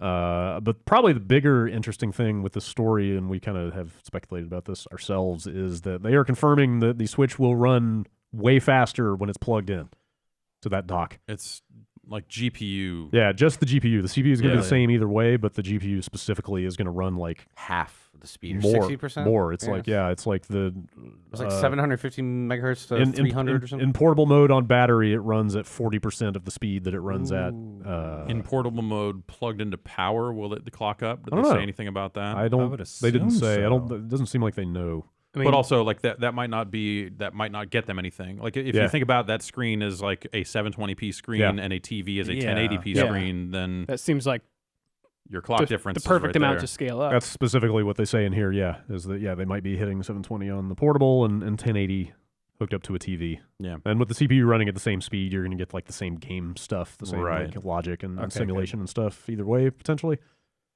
But yeah, like going into this whole thing, I assumed the whole point of this was like, hey, same games everywhere, and it seems like that is not the case. Well, might not. But again, like if it's just a resolution difference, that is still same games everywhere. Yeah. You know, we'll see if it ends up being the case where, you know, frame rates take a severe hit. You know, like things that are going to be more noticeable than like a resolution that is sized to the quality of that screen. Right. But also, I don't know, like. Do they lay this out in terms of kind of where it puts it amongst other platforms? Yeah, like because this is still going to end up being more powerful than a Wii U, right? Yes. They come out and specifically say yes, this will handily beat a Wii U. But don't expect it to get to like even Xbox One level. Well, yeah. Like so probably, I didn't probably need this spec not. leak to know that. Like that's been the talk. Well, but you know, since day one. Again, though, people have been wondering if it would use this new Tegra. That if it did, it would be like $500. Probably, yeah. Like obviously, obviously, the fact that they're going for the older processor means. I mean, they're concerned about price. They totally say the same thing. You're right about and that's that. fine. Yeah. Like, I have the utmost faith in like their first party stuff for Yeah, sure. totally. A little worried about third party. We'll see how they handle it, but even most first party Nintendo's done a Wii U great games job of still utilizing their look hardware. fantastic. You know, if this ends up being you know, like more powerful than a Vita for people who want a handheld thing, and more powerful than a Wii U, so Nintendo's own games get rendered at a higher quality than they have been for the past 5 years. Yeah, right? That's kind of all I would expect. That seems fine. Like the idea, I think a lot of this gets rooted back in this notion that I think a lot of people out there seem to want it to achieve parity with other platforms so that they can have forum battles, or actually in a more realistic way, they can say like, oh, well, this will be good for third-party support. Yeah. That's never been a focus, Yeah, or it hasn't been since the 16-bit days. Yeah, really. this story specifically comes out and says like, hey, don't expect decent ports of current gen games Like from other consoles to this thing. It's never been that. It's never been about that. Like you're gonna get Skyrim. Right. You're not going to get whatever the next Bethesda thing is necessarily. Yeah, and that's fine. Yeah, totally. Like it will continue to be a game, or I mean a platform for Nintendo's games primarily. Yeah, I think people that's have not people let their expectations get way out of check when around New hardware, and like that's just never been Nintendo's reality. That's never been what they've been chasing. Or to put it another way, I guess like this is another gimmick system from Nintendo. You know, like that's kind of been their thing for the last like 3 platforms. It just happens to finally be a gimmick that like most people seem like they can get behind. It's a gimmick that's less around the how you interact with a game. You know, and more about just the where you play it, like sort of thing. flexibility of how you of how you use it. In some ways, it's their most traditional platform in years. You know, rooftop parties are going to be so much that's cooler right. now. That's right. Fucking it up out there. Yeah, At the basketball court. But yeah, Playing Mario Kart on this tiny little wafer-sized thing. Can't wait. Yeah. I don't want anything to do with their removable controllers. Same, I don't want to have controllers docked on the side of a thing and use it, or I want to have it thrown into a thing and on my TV and use it with a proper controller. Yeah. End of story. Yeah. I'm not like, let's play this multiplayer game on the. Yeah, I don't know. Like, but at the same time, like, if that thing syncs up to a bunch of controllers, like, you could envision a scenario where people are like, hey, I brought whatever the current tower fall is to this party and we played it. Like, that's, you know. My main curiosity about that thing is for people who do wind up going from on the go to docking it and everything like that, is how much wear and tear might be a factor in terms of these things like fucking working in 2 years. Because it looks from the video, that whole mounting thing, people are getting paid a lot of money to figure this out, but it's been a while since I've even like put a disc into a console with any regularity. It's all internet stuff, and the way they kind of have everything sliding off the side and docking back and forth. Nintendo shit is built to last, like it has been for ages. Unless it's like a hinge on a portable system or something like that. Yes, okay, sure. There are outliers, yes, but I would not worry about wear and tear too much. I don't think I've ever seen a Wii that didn't have like the controller port hinge, that little was that thing bad? flap. Jesus Christ, breaks. Well, the GameCube was built like a tank.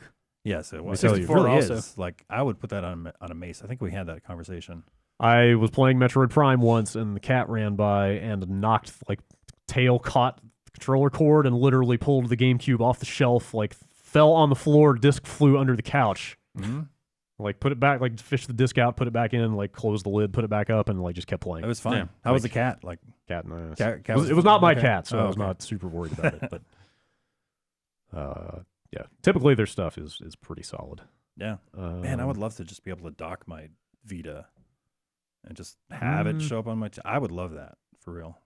Just switch to the controller. I mean, I've got those that Vita games that I do play an awful lot. I still have my Vita in my backpack. Yeah, that's fair. The I guess PS4 is your Vita dock. that's the thing. Everything Right? that I play on a Vita is crossplay with or PS4, or most of it is appeared elsewhere. Yeah. Like it's all the Vita is just a True. portable way to play games I typically would play elsewhere. I mean, there's definitely some stuff that's just for Vita, but there are. I mean, I games can't like, play Frobisher Says anywhere else, so I will keep fair. a Vita because that's a good game. But not all games are cross save. Like SteamWorld Heist. Yeah. is not cross save. Yeah, that's a bummer. That is a bummer. it's a real shame. Because I that started it's- playing on the PS4, and it's like Yeah. shit.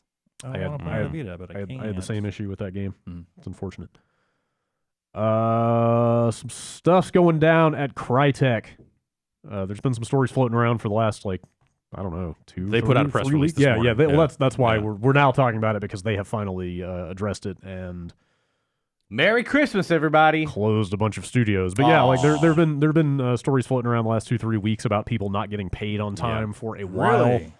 Really? Which is not the first time that's happened to Crytek employees. Oh, I didn't know. People talking about getting paid like weeks or even a month or two late, and stuff like that. And now Crytek is closing 5 studios, which I didn't even know they had. Yeah. Like I thought, I would have guessed they were up to like 3 or 4 at this point Crytek or something. expanded in a way that I feel like seemed weird even at the time. Yeah. Like, why are there so many Cryteks? What are they? Well, they got into free to play stuff Yeah. and some like other Warface is Yeah. theirs, and But they are closing studios in Hungary, Bulgaria, South Korea, China, and Turkey.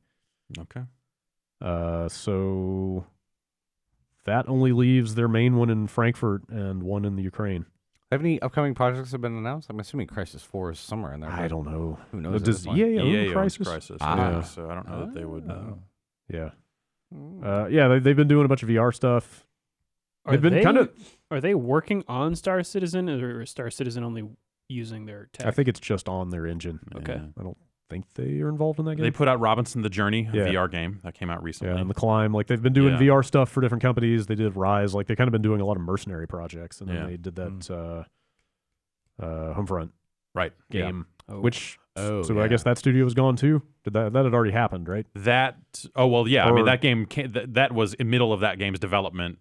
That studio got sold, the IP or whatever got sold off to Deep Silver. Right. Oh, And then yes, they became totally. like God, yeah, some right. like a lot of the people from that studio as it was shutting down then continued to work on the game at what is now like Dam Busters game. Right. Like, I yes, forgot the name of it. Totally but forgot that at all. It was Homefront Revolution, right? Yes. Yeah. Was that the second Homefront terrible? Or I forget. I thought it was. It didn't sound great. I mean, I didn't play it, but like It ran real bad at launch on the PC, and it was just not a particularly good game. Didn't live up to the high standards of the first. Right, exactly.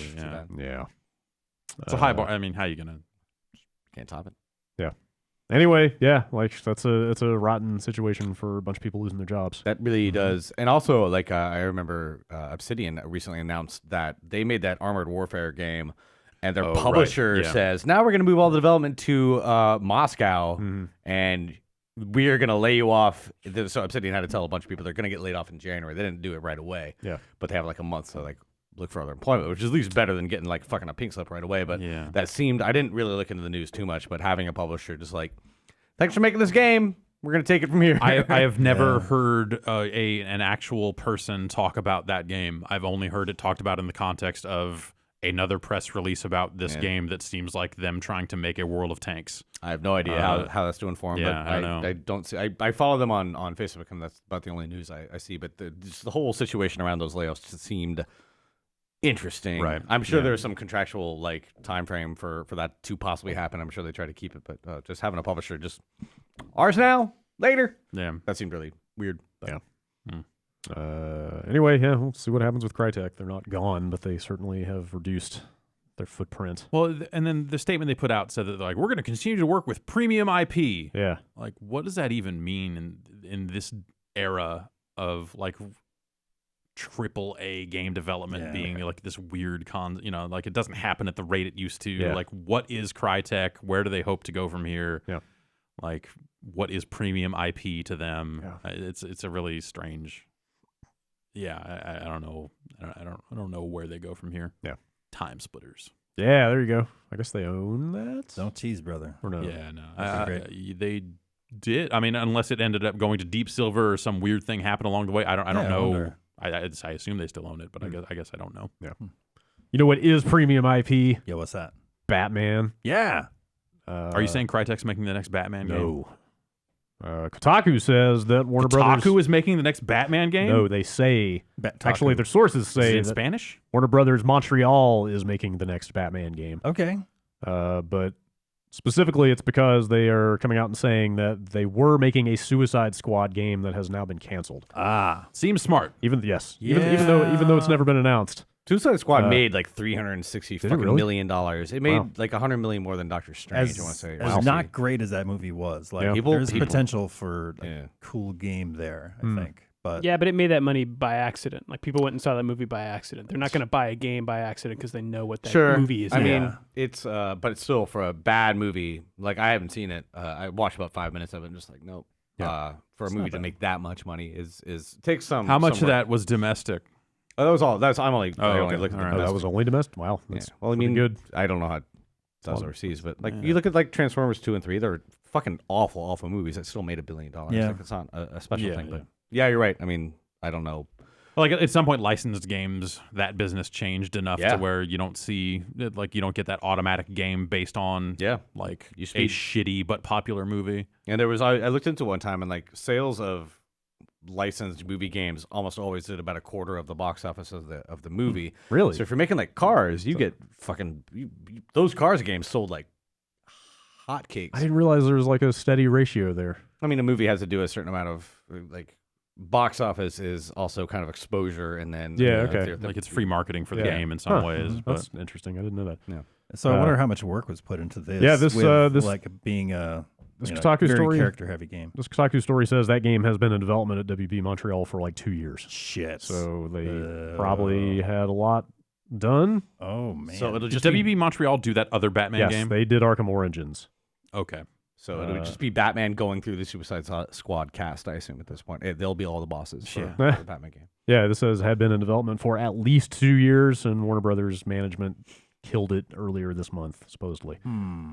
I feel like if you're not launching that game around the time of the movie, like so much time has passed since the movie, and I feel like for as much money as it made, again, like I'm sure there are some people out there that fucking love Suicide Squad. There have to be, right? But like you sure don't hear people talking about that movie in a positive way. No. Like maybe at that point, once they're far enough away from whatever money it made, they're just like, this doesn't stand a chance in the marketplace. Like there's no way. The other reason I bring this up is that it says that they are transitioning to a Batman project that they already have in the works. They're focusing on Damian Wayne. That's the son of ring any bells? Bruce Wayne, and I believe Talia al Ghul had a son called Damian, and I don't remember all the fucking backstory, but he was... They bopped. Yeah, they did it. They did it. Oh. And they had a kid. That's kind of the backstory. Damian had some weird shit going on. I don't know. Isn't he like half demon Batman or some weird shit like that? His name's Damian. Yeah, true. Yeah, I mean, you don't name a guy Damian unless he's got Also- some kind of hell power. all the Al Ghuls. I want to say it was Talia al Ghul. I'm not really sure. Okay. Is it Son of Batman that WB the animation? I think it did something like that. It was pretty cool. Damian Wayne. This rolls off the tongue, doesn't it? Yeah. Anyway, so it sounds like that studio is now focusing on this new Damian Wayne Batman game, which I find interesting just because it makes it seem less likely that Rocksteady would be doing anything else Batman related. I mean, that seemed like they were done after that last one, Yeah. but then you never know. But if this is... It's the you never know that I've always been hung up on, because they very much sounded like they were done with Batman when they were promoting that game. Yep. The way they talked about it. Yep. But they're owned by Warner Brothers, so Yep. if Warner Brothers decides Rocksteady's not done with Batman, maybe they're not done with Batman. But anyway, the point is I would assume if Montreal is doing this Batman thing, they're probably doing something else. That's what you might have thought after Montreal did their last Batman game. Yeah. Though, yeah. too, you know? Maybe. I don't know. I liked Arkham Knight, I think, more than most people. I liked it. I really enjoyed that game. Quite a bit too. I'm a huge Batman fan as well, yeah. and I love those games. But man, can you guys settle down? Yeah, and it's been... They've got a whole roster of characters that they could work with. Yeah. You know? I guess none of them are fucking Batman, but... True. In terms of popularity, but shit. True. Also, it's been a good year and a half since Arkham Knight came out, so I would. A Justice League movie is on the way, so I'm assuming they have to. Oh, if they're thinking about tying anything into that, It's Wonder Woman as I well, want right? I want that one too. Yeah, I think there's- Wonder Woman's first, then Justice League. I forget. But. Anyway, you would think we'd probably start hearing about what Rocksteady's up to Or- in the next 6 months or something. The Flash is a really good TV show. They could do something with that. I like that show a lot. Apparently, Supergirl's really good this season too. The Flash is a fun Injustice character. I mean, Yeah. Oh God, I can't fucking wait for Injustice 2. Jesus. Damian Wayne was pretty good in Living Color. Yeah. Yep. That was his heyday for sure. Mm-hmm. That seems like a good trade-off, though. Like, you know, they obviously have to stick to the Batman formula. Bring in his son. He could be a total shitheel, I wonder if they would stick to that formula, because I feel like That's what they know, formula, though. well, I mean, they only made one of those games. Yeah. So, and that's widely regarded as the worst in that line. So I would hope that new Batman would also mean new game. I hope so as well. Just go heavy on the detective stuff. Like, I'd be happy. That's not Damien though. Like he could be a little yeah, shitheel. Like he's a far moodier, angsty I see. Batman. Good. Yeah. Emo game. He's like goth emo Batman. He could super be goth. Why could be not? terrible, but maybe he's a little bit older. And I don't know. On some level, I'm surprised they didn't just roll them onto whatever the Suicide Squad offshoot is, the Harley Quinn thing that they're doing. Yeah. Something of Gotham. Well, I forget what it's fucking called. The but Girls they're- of yeah, Gotham. Yeah, but Is it it is her? I don't think an that's what it is. all-female cast of villains. Yeah. Uh, They have a really good comic with her and Poison Ivy, I think. Oh, yeah. Is, one yeah, of the but big ones they're doing. apparently that movie is happening. So I would have thought that maybe they would have. She seems to be the breakout character of the Suicide Squad, for better or for worse. So it seems. Yeah. Last story I've got is that let's follow up on that Denuvo stuff from last week with Doom and Inside. Denuvo came out and made a statement, which seems crazy. Oh no. Denuvo like says, "Fuck all y'all. Kinda. We're Denuvo. Back the fuck off." Like, yeah, I just kind of figured it's, like they're kind of a behind the scenes operation to begin with. It's not really something that is super public facing, so I figured they would just never address any of this stuff. But yeah, they totally came out and said, like, hey, yeah, they took it out of those games because it did what it needed to do, which was stop the games from being pirated in that window for the first 3-4 months. But then, like, when all the sales happen. okay, so what does taking it out get them? So that's then? they Like, don't don't address that specifically. and is the they part come out where and it's like, say, like, hey, we don't really Yes. talk about our business deals, but it's not about it's not about them getting a refund. They specifically said they don't have any deals in place with anyone where they get a refund if the game gets cracked. So it's not that. So did the game get cracked and they just removed it as a matter of course? Like, I wonder if they have to keep paying Denuvo. That's my suspicion. Yeah. If at some point they're like, the damage from piracy today is less than the money we would have to keep paying Denuvo. Once that flips, take it out. That's got to be the only way this makes sense, right? Is that if Denuvo's business model is that they have to keep paying as long as that tech is in place. Well, wasn't it just what I heard is that they're just trying to future proof? Like at some point, all these DRM schemes. That at some point, if a server goes down, you can't fucking play your game, which is the games from Windows Live for a long time. Does Denuvo need an internet? I don't know. I don't think it does. But I haven't heard that. If you're just making the game easier for people to use in the future, might as well do it at some point. Guess so. I don't know. Bethesda hasn't really. Bethesda just said they're taking it out. They didn't really say why, did they?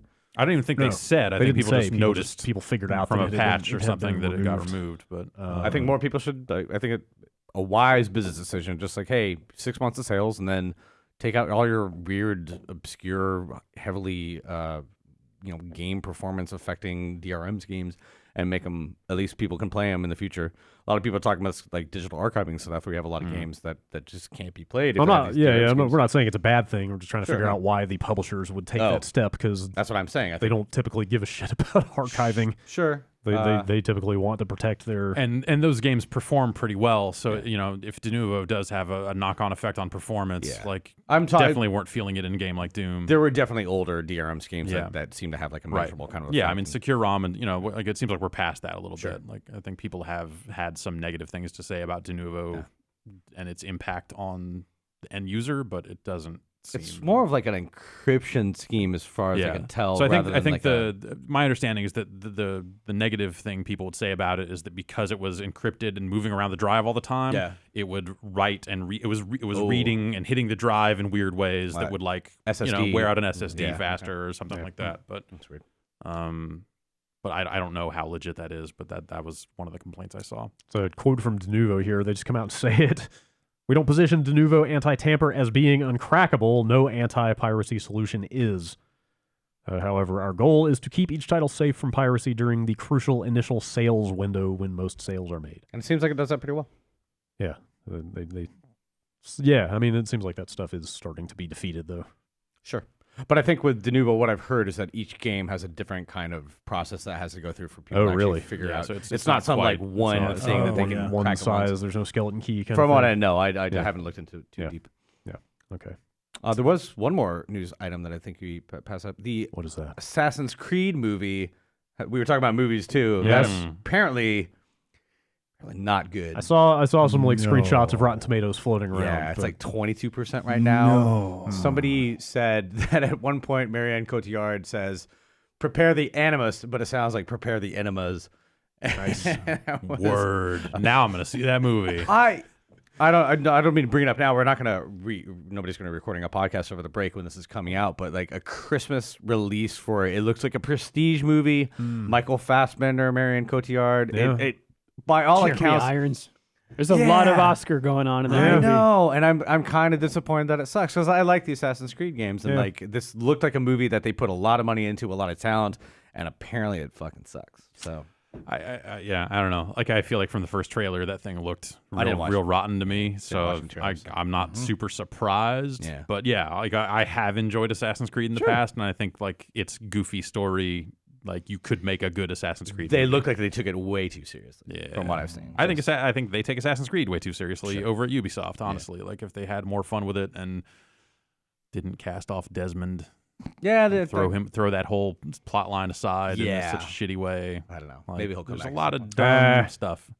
That would have been really hard to sustain forever, though, for as many games as they've pumped out in that series. But they just gave up on it. It was like, really weird. like close out the trilogy in a way that like makes sense for that stuff, and do some fun like modern day stuff. They've done some different type of fun modern day stuff. I think with their whole fake game company shit. And it got to the point where some games like the Outside the Animus stuff like was basically not there. Or it was like here's this first person wander around these cubicles. Like it was a neat thing, but not much of a game. That was Black Flag with the one where you're like trying to invade the whatever. I never finished that. Anyways, December 21st. All right, in your local megaplex. Okay, I'll totally be there. Can't wait. All right, let's take one more quick break before we come back and do some emails.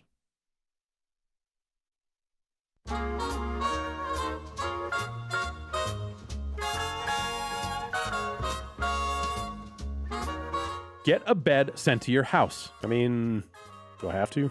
This is the way to do it. Okay. I mean, you don't have to, but the alternative is going out and testing mattresses, laying on mattresses with creepy showroom people looking at you and all Used this other mattresses. stuff. Yeah, no. Showroom mattresses. Yeah, people. Who knows what's happening on those showroom the mattresses? film of other customers is on. Some guy eating his lunch every day on that mattress, man. and then you come in to lay on it. It's like, why is all this shredded lettuce everywhere? Yeah, peanut butter and jelly all over your back. Yeah. Nobody wants that. That doesn't sound so bad. Actually, in the grand scheme of things, it could be a lot worse. Yeah.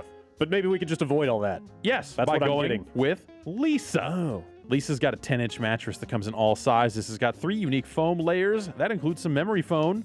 None of those layers are peanut butter. No. I'm guessing. But, well, I don't know. I only know about 2 of the layers. Right. That elusive third layer. That elusive third layer could be made of anything. Yeah. I just know one is memory foam and one is Avena.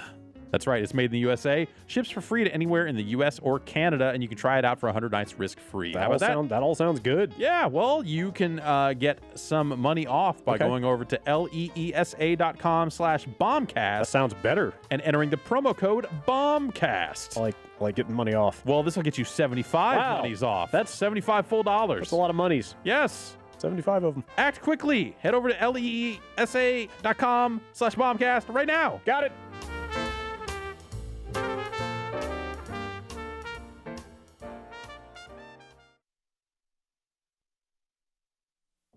Who wants to read some emails? You do. I do. I will hear you read As it them. turns out. I don't know how to read.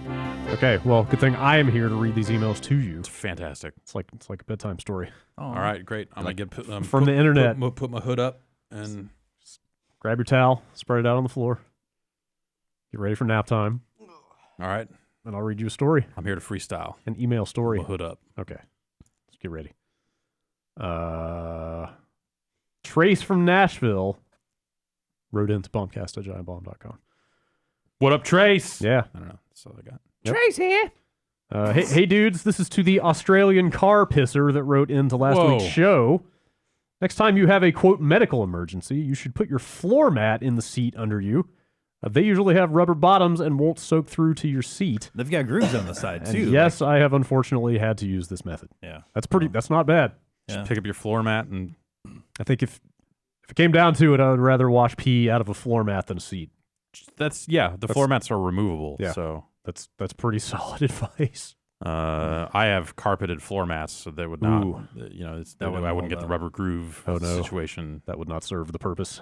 But it would ruin the floor mat. But that's Probably. It's a floor mat. Probably- But also you can take it out and wash it very easily. Yes, that's what I was getting at. right.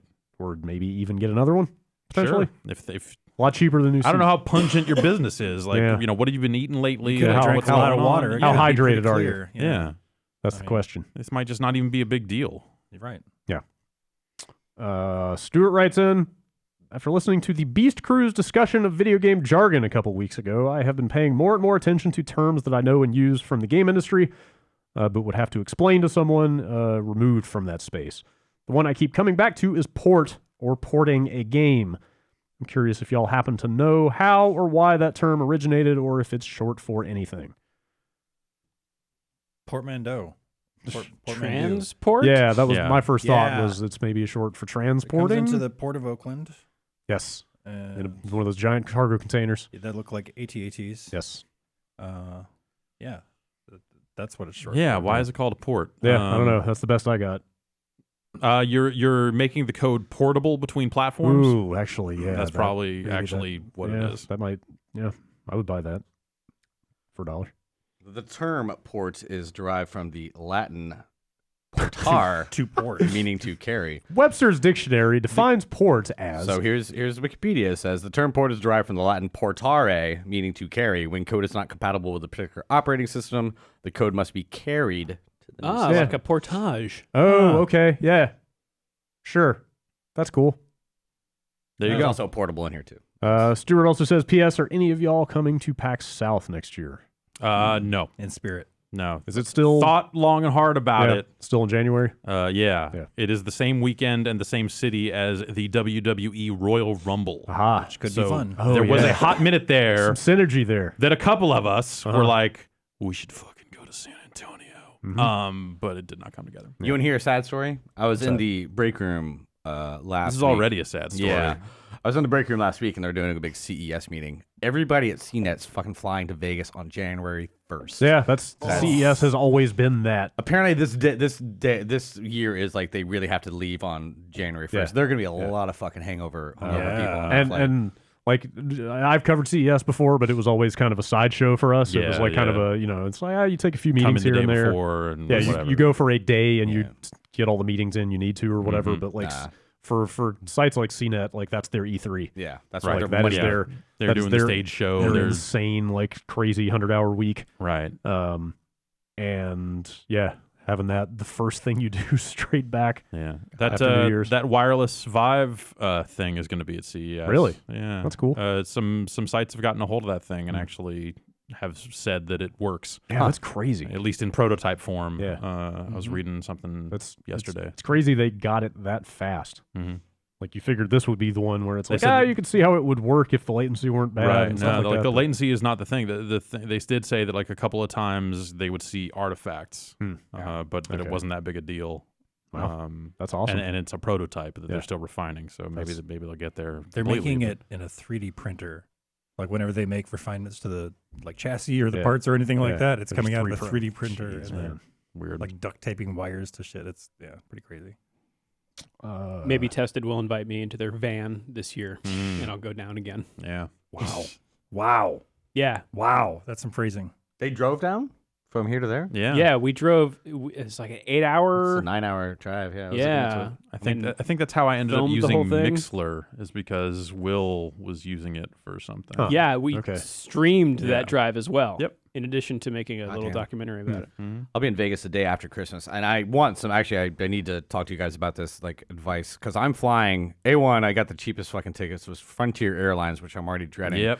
But I'm leaving December 26th at 6 a.m. from Oakland, and I need to know if I need to be there like 4 hours ahead of time or like 30 minutes. I have no idea what traveling out of day is like. I'd bet on 2 hours. I've never had too much trouble at Oakland Airport. Okay. But And it's Frontier. Yeah. So We did the no checked baggage, no carry-on bags. We're just bringing a backpack because we're going to be there for 3 days. Yeah, I'm going to you see my should be mom fine. and sister. But I hear they cancel a lot of flights, which is the only. But whatever, 6 a.m. Hopefully it'll be fine. Frontier specifically? Yeah. I don't know. if they don't get enough people or something, maybe I don't know. I don't know how it works, but it's the cheapest fucking airline out there for good reason. They push everything on you when they're trying to reserve a ticket. Like, hey, do you want? They charge you for seat assignments. They charge you for. Sure. They upsell you on like, hey, do you want to go to a show in Vegas? Do you want to do a hotel? Like, and I just no, and I got through the cheapest. It was like $70 a ticket. Jeez. Yeah, it was crazy. One way? Yeah, each way. It was like 140 round trip plus taxes and fees. It was wound up being- Not too bad. But like with 2 weeks notice, so Vegas day after Christmas. 2 weeks. Yeah. That's not bad. Yeah. Tori writes in from the frigid land of Minnesota. Yeah. I was listening to an old podcast, and you were talking about how mock reviews were something you should try to avoid if you're a games journalist. Yeah. I don't have an inkling of what the ethics behind it are, and I didn't really understand why they were such a bad thing. Could you expound on it some more? You're getting paid directly by a developer. Yeah, to do this stuff. it's a publisher paying you money to cover a game. Yeah. If you are that's actively totally a bad practice. or not to cover a game, but to review it for them so that they can figure out how many marketing dollars they want to put against it. If they think like, oh, this game's actually really good, then they might put more money against it than if all the mock reviews come back and say it's garbage. Yeah. If you're out of the games writing business and you're never planning to go back in, like hey, there's whatever. nothing wrong with mock reviews. But that's the People got to eat, right. like But even if you were to then come back into the actual games press again, like that is a lingering issue where you have taken money directly from a publisher that you are now like supposedly being objective about covering. I think it's hard. I mean, like people jump back and forth, Yeah, right? I mean, it does people go happen. work for publishers and then get back into this. Like Sure. it's well, it's a sticky. Yeah, that's a pretty rare. It's pretty rare, but you it almost does. never see people come back from publishers to the press for obvious reasons. I always got the. It pays a I've lot never better. done it. I'm sure you've been offered, but I always got the sense that it was kind of a cushy thing too. Like I'm assuming you get flown out to the developer, you get put up in a hotel and everything like that. So when I was out of work, I wanted to know what the mock review experience was like. So someone reached out, knowing that I was out of work, and said like, "Hey, I got some work for you." I'm like, and at that time, I didn't know what I was going to do next. I was like, "Sure." And I got a build that was completely broken. Yeah. And like could not finish the first mission of this game, and was like, "I don't know what you want me to do with this. Like, I can't really assess it other than to tell you this thing is fucked." Yeah. And then the word I got back was, "Actually, just forget it. It's not. Just forget we sent you. That. This Just is not happening. This isn't going to happen." And I never knew if that was because like I was bad at it or expecting too much out of a build or what the deal was. But yeah, so no, there was nothing cushy about it at all. Okay. And then when it became pretty clear that I was going to get right back into this and start this site and do this stuff, then I kind of said like, hey, like I could still do this for you, but I can't take money for it anymore. Sure. And then that was weird because they were like, oh, but because we still need a contract with you in order to make sure that this is confident, that it's getting fulfilled or whatever. And I was like, oh, well, sorry. I mean, then Never mind. pay me $1 and we'll have a check on the wall that never gets cashed, and we can point to it and laugh. But then the build was just so fucked that at some point that just the whole thing fell apart. So yeah, but that was always the thing, is like for freelancers that are actively freelancing. On one hand, like the freelance market's fucking rough, and you got to make money however you can to live, right? But at the same time, like, if I wouldn't want to work with a freelancer who suddenly had like 10 companies they couldn't take assignments from because they are actively being paid by those companies. I wouldn't want to have to worry in the back of my head as an assigning editor. Hey, is this person gonna like say positive things about a review because they want to work with this company down the line? Like it creates too many weird situations like that that make it hard to work with a person who's actively engaging that sort of stuff. So it's sort of that was always the ethical quandary that the mock review stuff put people into. They still doing that stuff? I haven't heard. I don't of know. that. Definitely. Do they? Yes. Yeah. Okay. Yeah, I don't know anybody anymore who would be in a position to do that. I mean, like so. a lot of it has evolved into just straight up consulting. There are plenty of Yeah, firms out that's there the just thing. doing, It seems doing like some it's- raw consulting, but consulting often happens earlier in the process. Consulting might happen Like before at the pre-concept Yes, approval yes. phase of a game. Yeah. Like, here's the pitch. What do you think of it? Right. Not, like before a lot of the hone work. this pitch before we Yeah. go give it to the higher ups so we can try to make sure we get money out of them. Yeah. Like consulting comes in at a lot of different places where mock reviews typically come in. They typically come in for marketing. To find out like, hey, how much money should we spend pushing this game? But sometimes they do come in earlier when there are, arguments. But like that's also maybe more of a consulting thing. Like, hey, we are having an argument about this thing. We're going to bring in someone who is ostensibly an expert to solve this argument for us or whatever. That's my understanding about how that stuff works. I think that would be actually, because like that's kind of a new business in the business of games. Like as things like Danny's thing, like No Clip is getting off the ground, as people are digging into more aspects of the game industry, like how consultants work and what they do and what types of advice they offer would be a really interesting thing to explore. Yeah. I just don't know if any of those firms would be interested in talking about it publicly. Oh, we've had people on from consultancies that have talked, in non-specific terms that's the about key, the stuff, though, is that like you would want to say you would want to hear some you stories. would want to hear the dirt. Yeah, you would want to hear like, okay, what were they arguing about? What were the decisions they were trying to make, and like what did you offer them?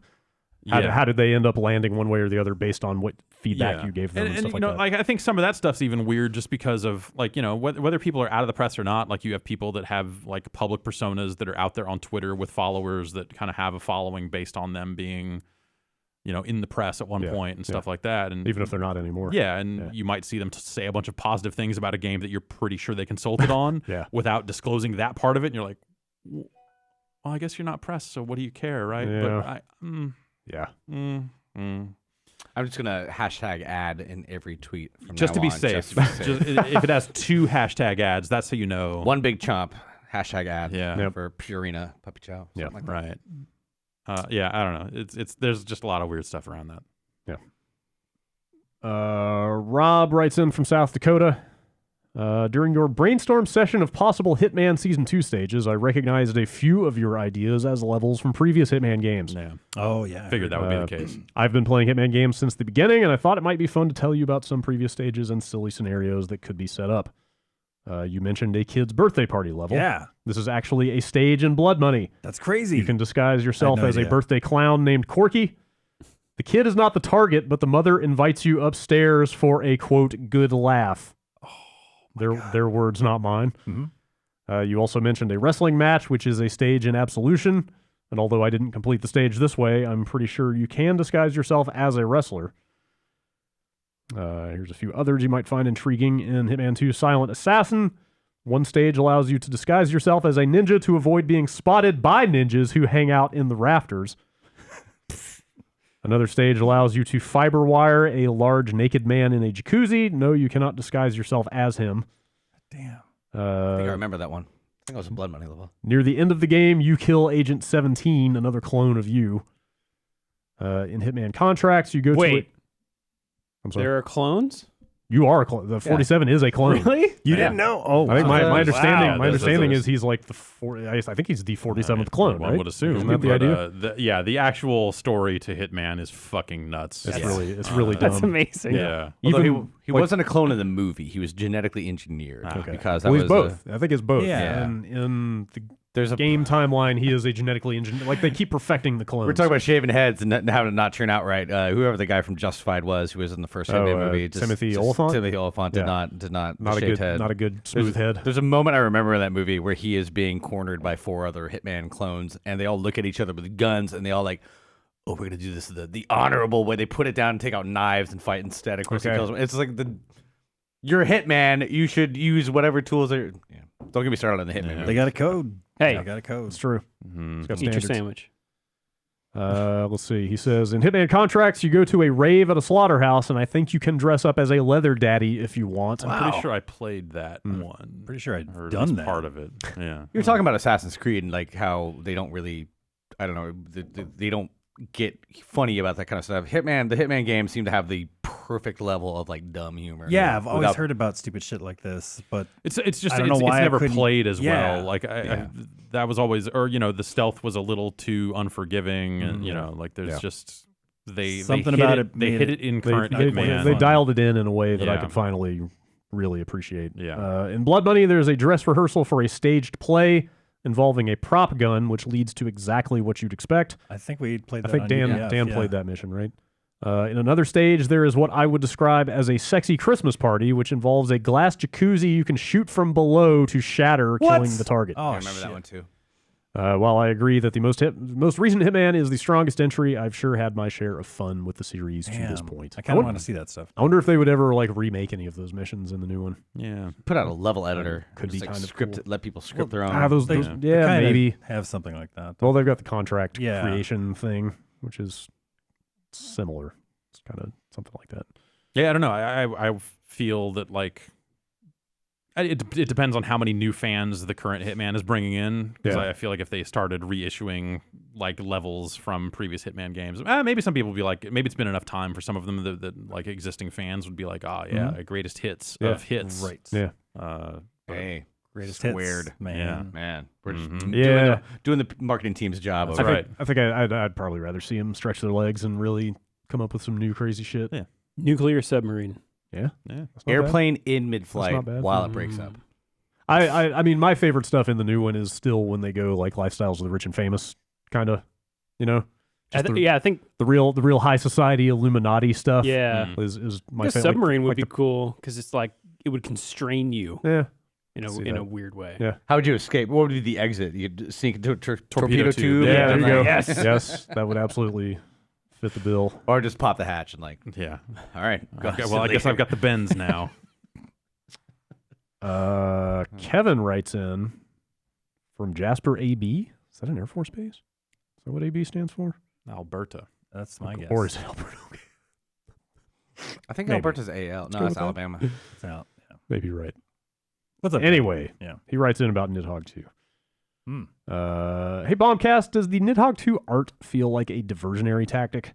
After watching the quick look and seeing the game not in trailer, the bizarre Amiga Genesis art kind of grew on me, but after watching extended gameplay, the game feels altogether the same as Nidhogg 1, with some balance changes like extra lag frames, a nerf to the dive kick, and a couple of weapons added to make throwing weapons less safe and to reach the other player if they're on a platform above or below you. If Nidhogg 2 had these changes but had the original art style and graphics, it feels like a lot of players of Nidhogg 1 would be wondering why wouldn't this just be a balance patch or 2.0 version to Nidhogg. Because the art style is so distinct and bizarre compared to Nidhogg, it feels like you're being visually tricked into thinking the two games are very different so that the developer can sell you a copy. I don't agree with his email at all. They did more work? I don't know. I'm just throwing it out here. I don't know. I think that's...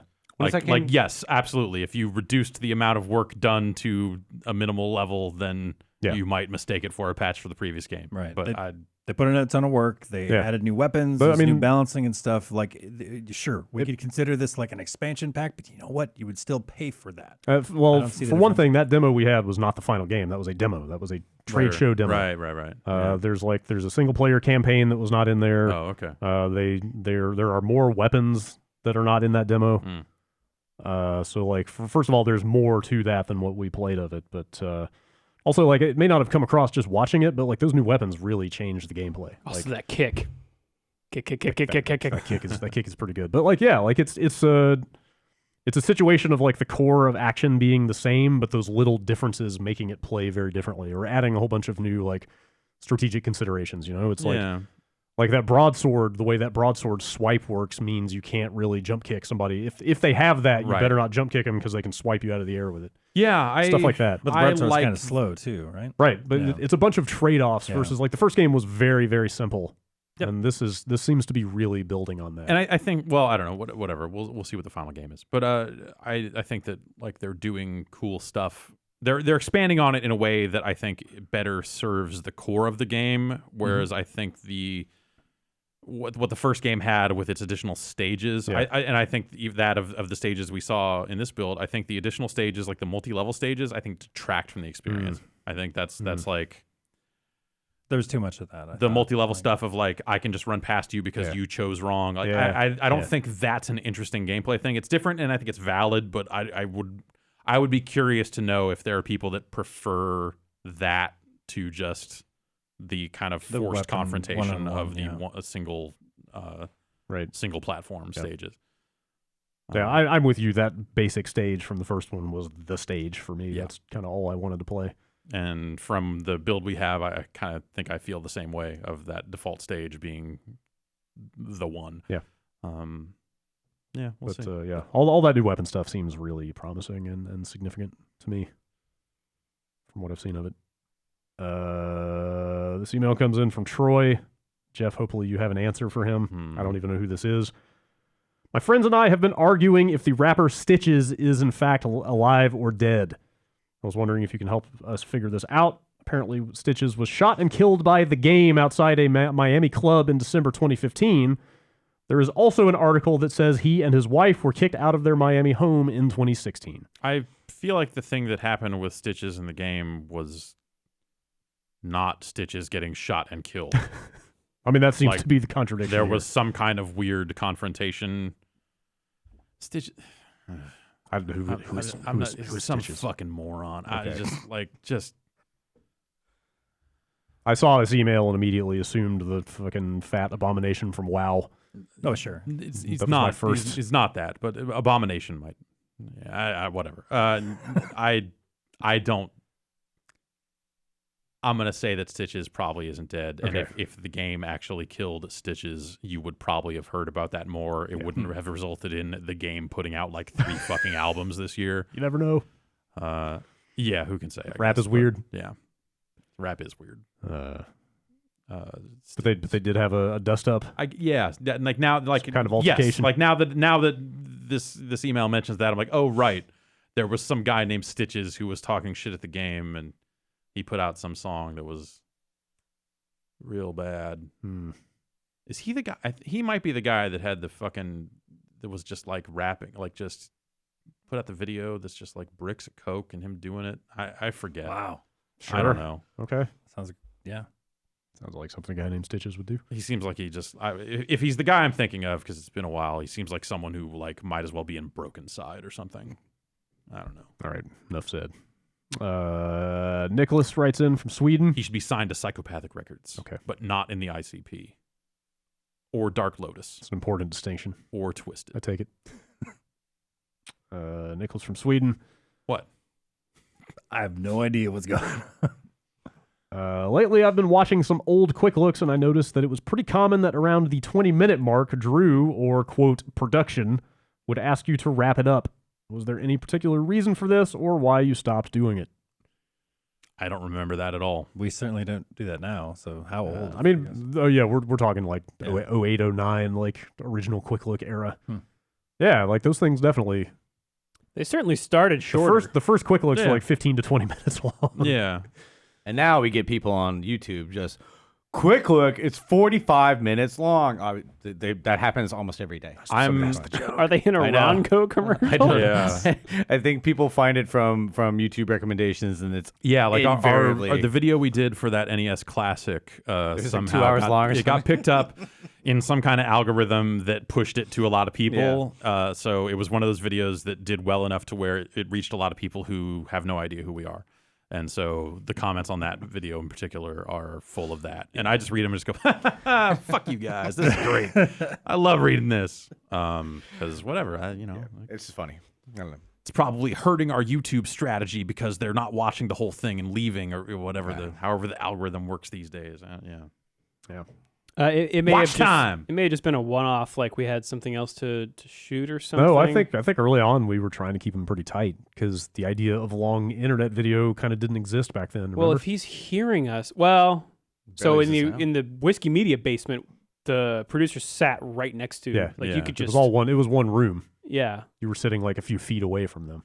Yeah. So what if he's talking but about also like in an unedited video, like putting a time limit on it is a little weird because if we had the time to really edit these things down, I think we would have a totally different approach. Yeah, totally. That would get to shorter videos that would be tighter and more focused, but like not.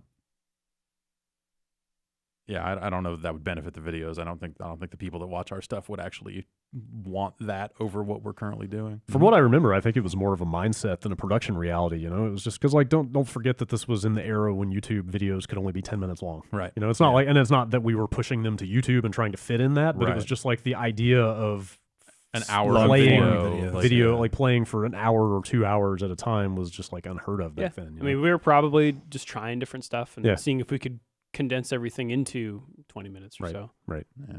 Yep. that sounds I don't know. Keeping with the quick look tip, Andrew from South Florida. Just production questions rolling in this week. For some of us, playing a game, even one you're exceptional at, in front of a friend or family member can be a pressure-filled experience when you want to show off your skills. No joke. This has never been a particular problem of mine regarding most games, but all of you have the responsibility to eventually demonstrate a game to hundreds, if not thousands, with your quick looks. Even as someone that doesn't have issues playing in front of a few people, having to discuss the game while being recorded for the internet on top of your coworkers being with you and also talking must be one hell of a limit tester those first few times. You're also playing new releases, in most cases only a day or two after it hits shelves, so it's not like you always have a good amount of time to soak in and everything. I'm assuming when one of you has the assignment that you repeatedly play whatever it is you're going to show off in order for no, not remotely. In order to show off flawless or near flawless execution when the time comes. So I have some questions. Who adjusted the quickest to the quick look pressure? Who took the longest to adjust? That's assuming. I think assuming everyone has fully. Some adjusted. people have that innate ability to be able to like multitask in that fashion. I think Jeff's really good at it. Yeah, I think like Jeff generally does not seem to let it get to him. Yep. Dan can do it as well. Dan mostly does. I've seen Dan crack like twice. Sure. I mean, it happens. I still like completely freeze up. Yeah. I have never fully gotten over the and I don't know that I ever For will. me, it's just been a thing of like, look, it's gonna happen. Like you know, we're not here to show off like perfect pro level play. That's never been the goal. You know, it's just been, hey, here we are playing this thing and trying to talk about it. Like it's supposed to be kind of loose. Yeah, like it you should will. be. And on some level, I feel like that's a more honest look at the game than if it was this very rehearsed and practiced thing. Absolutely. Like we get some I people definitely that are agree just, with that. yeah. There are some people that are like, oh, I can't believe how bad they're. It's like that's dude. Hey. Like we'll get better at it if we stick with it, but also it's We've been playing okay, it for a couple days. Like let's just take a very quick look at this game before we record it. And you know, sometimes it's a matter of like I spent 30 minutes with this. There's something here. Let's record it. Yeah. You know, it's sometimes like, it's a game you finished, right? Because we had it early enough that was feasible. So it's meant to be this catch-all thing that I think we come into a person's time with a game usually near the beginning, but sometimes it can be all over, and kind of just take a slice out of that experience. And I think it's good for that, and people seem to like it. But it's never meant to be. It was never meant to be any kind of like pro level whatever. Right. Yeah. If we were doing that, we would fucking play it and then talk over the recorded play. Yes. To remove the discussion of the game, and then you get into things of like, well, now we should edit out this other stuff and edit out the loading times and tighten this thing up and make this like really tight 12-minute video, or you know, this really tight 90 seconds we can export to Facebook, and you know, like it's just. But that extra time doesn't necessarily pay off with like more video views, you know. Yeah, necessarily. And I think we've managed to cultivate an audience that actually wants something unedited. Yeah. You know, because they want to see like, hey, what are the load times like when you die? What are the load times here? Like speak to the reality of the game, not this like more cohesive overview. So I don't know. Quick looks go places. Half the time the discussion's barely even about the game. Sometimes you delete your save accidentally. And it's like, oh shit, okay, that can happen. Let's start from the beginning. Or hey, this game that we thought had cloud saves didn't, and it's from the the only beginning thing now. we can record today because other stuff's not ready. So like save management is weirdly one of the biggest considerations with a quick look that people annoying. don't ever really think about. It's why I say things like, boy, I wish Oculus had cloud saves, because they totally don't. Right. And so, or in a lot of cases, like games only have an autosave, or like you can't roll back. They're like PS4 is great for that because you can always copy a save off to a USB stick and overwrite with that if you want to roll back. But like a lot of Xbox One games, because they all sync to the cloud and you can't really stop it, like you're kind of stuck. And also it's something that like requires you to be very cognizant of it, where I feel like a lot of times I'll go in to play a game just to play a game that we or to find out if we should cover it at all. So it's less that I'm thinking about like, oh, I need to make sure that I've got to save here. Right. And honestly, like that was always the stuff that I was worst at, even when we were doing video reviews, was the idea of keeping a collection of saves to then go back to pull specific footage. And like, it's not how I play games. Yeah. So it's not, it's very, like doing that, it feels very mechanical and very much takes me out of the act of playing the game in a way that I think negatively impacts stuff. So. Or writing some game guides Oh sometimes. yeah, dude. I had to like record boss fights as they came up because we're talking about stuff that didn't always have saves where you could go back, and that was. I'm going to talk about overthinking a game. Oh, because because your first time fighting that boss is going to be going to end up being footage in a game guide, right? No, not really. Well, in that kind of situation, yeah, but it's more just like thinking about something. Like a lot of times, you'd have to get to the end of a boss fight and just die, so you could redo it and do that multiple times. So you can actually write something. Yes. So if you want to think analytically about gameplay, that's one. It's fun. I love that job, but it was just a fuckload of work. I definitely have the problem of overthinking the shit out of a lot of stuff in quick looks, because it's very much like, people are watching, I've got to get through this. Like, how does this work? Let's get this. Let's go. It does lead to a certain amount of like rushing through a thing, because in the back of your mind, there's that like it is almost like a performance. Yes. That it gives you like that type of anxiety of like, well, I need to keep the show going. That's what it is. That's not necessarily how you would play a game for real. It's like, I need to keep moving. I'm probably gonna not read some of this text here because like we just want to keep pushing ahead. That comes up like when I'm streaming from home and stuff like that. Like, and I'm just jumping around through a bunch of old games, just kind of with no real set structure to it. It'll be like, oh, I'm playing, like I was playing, was it the fucking Blues Brothers for the NES, which is a real piece of shit. Fitting. But like, you know, just making progress, and then, oh shit, I fucked up and died, and oh, the checkpoint is at the beginning of the level. Like, the first thing I think is, no one wants to see me do that again. Sure. I definitely don't want to do it again. Yeah. So fuck it, let's move on. Text is also like when I was doing the Tyranny quick look, there's a lot of fucking dialogue, a lot of text you just have to read. And when I'm doing anything that I know is going to be recorded, or even with my girlfriend watching me play Dishonored, there's a bunch of books you pick up. Yes. And I just skip them. That's a big part of it in a recording setting. It's like people don't want to sit here and watch me read stuff, so I'm just going to maybe not read all of it. And that doesn't always end up great. Or just trying to read while someone else is talking. Yes, that too. Like you're in the middle of a conversation, so you naturally ignore some stuff. It's a format with some drawbacks, but I think it's worth it. I think the drawbacks are not so dramatic that I think it gets in the way of the look at the game. Yes, that I agree. I agree with that. As long as I think people understand what we're doing and how we're doing it, I think it still makes for something that is hopefully useful to a number of people. Yep. Cut us some slack, man. Yeah. Anytime we play poorly on a quick look, it's because of the quick look format. When we play offline, it's always obviously top level, nothing top but shelf. perfection. Top Esports. Yeah. Oh man, Team Liquid called me. The other day. We are professionals. Yeah, I mean, whatever. None of us are esportsmen, but there is some overhead there. There are definitely moments like I was on a pretty long stretch of playing like fucking shit whenever we did anything multiplayer in a quick look. So it was a case where like Titanfall 2 actually I came out of that recording going like, all right, good. God damn it, because I fucking pulled some shit off, did well. I was like, okay, good. All right, fuck all these people. I'm shooting everybody. I never get nervous about how I perform when I'm on a video. I just worry more about entertainment. It's nothing but a feedback loop for me. It's you're gonna screw this up. You're gonna screw this up. You screwed it up. Yep. Let's try it again. Well, now you're gonna do worse. Like it's really like I stream WoW and like all I do is like old dungeons where I hit everything with one shot and it dies. So that's a good performance. Performance feedback loop.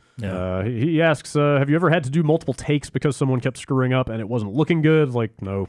For better or worse, we've pretty much kind of gone with one take on everything ever. Have you ever lost a quick look after recording it before it went up? I think so. That's happened a few times. Yeah. Not recently. Yeah. Because we have 3 backups. Yeah. Like we probably lost enough to where we at some point 3 backups was the right number. Yeah. Right. Yeah. Game Informer, we had a similar format called Test Chamber, which was just like a quick look. And there were a couple times that we would like, okay, we didn't really show off this game. Yeah. We loaded up a save where it was just like a lot of running around, a lot of reading.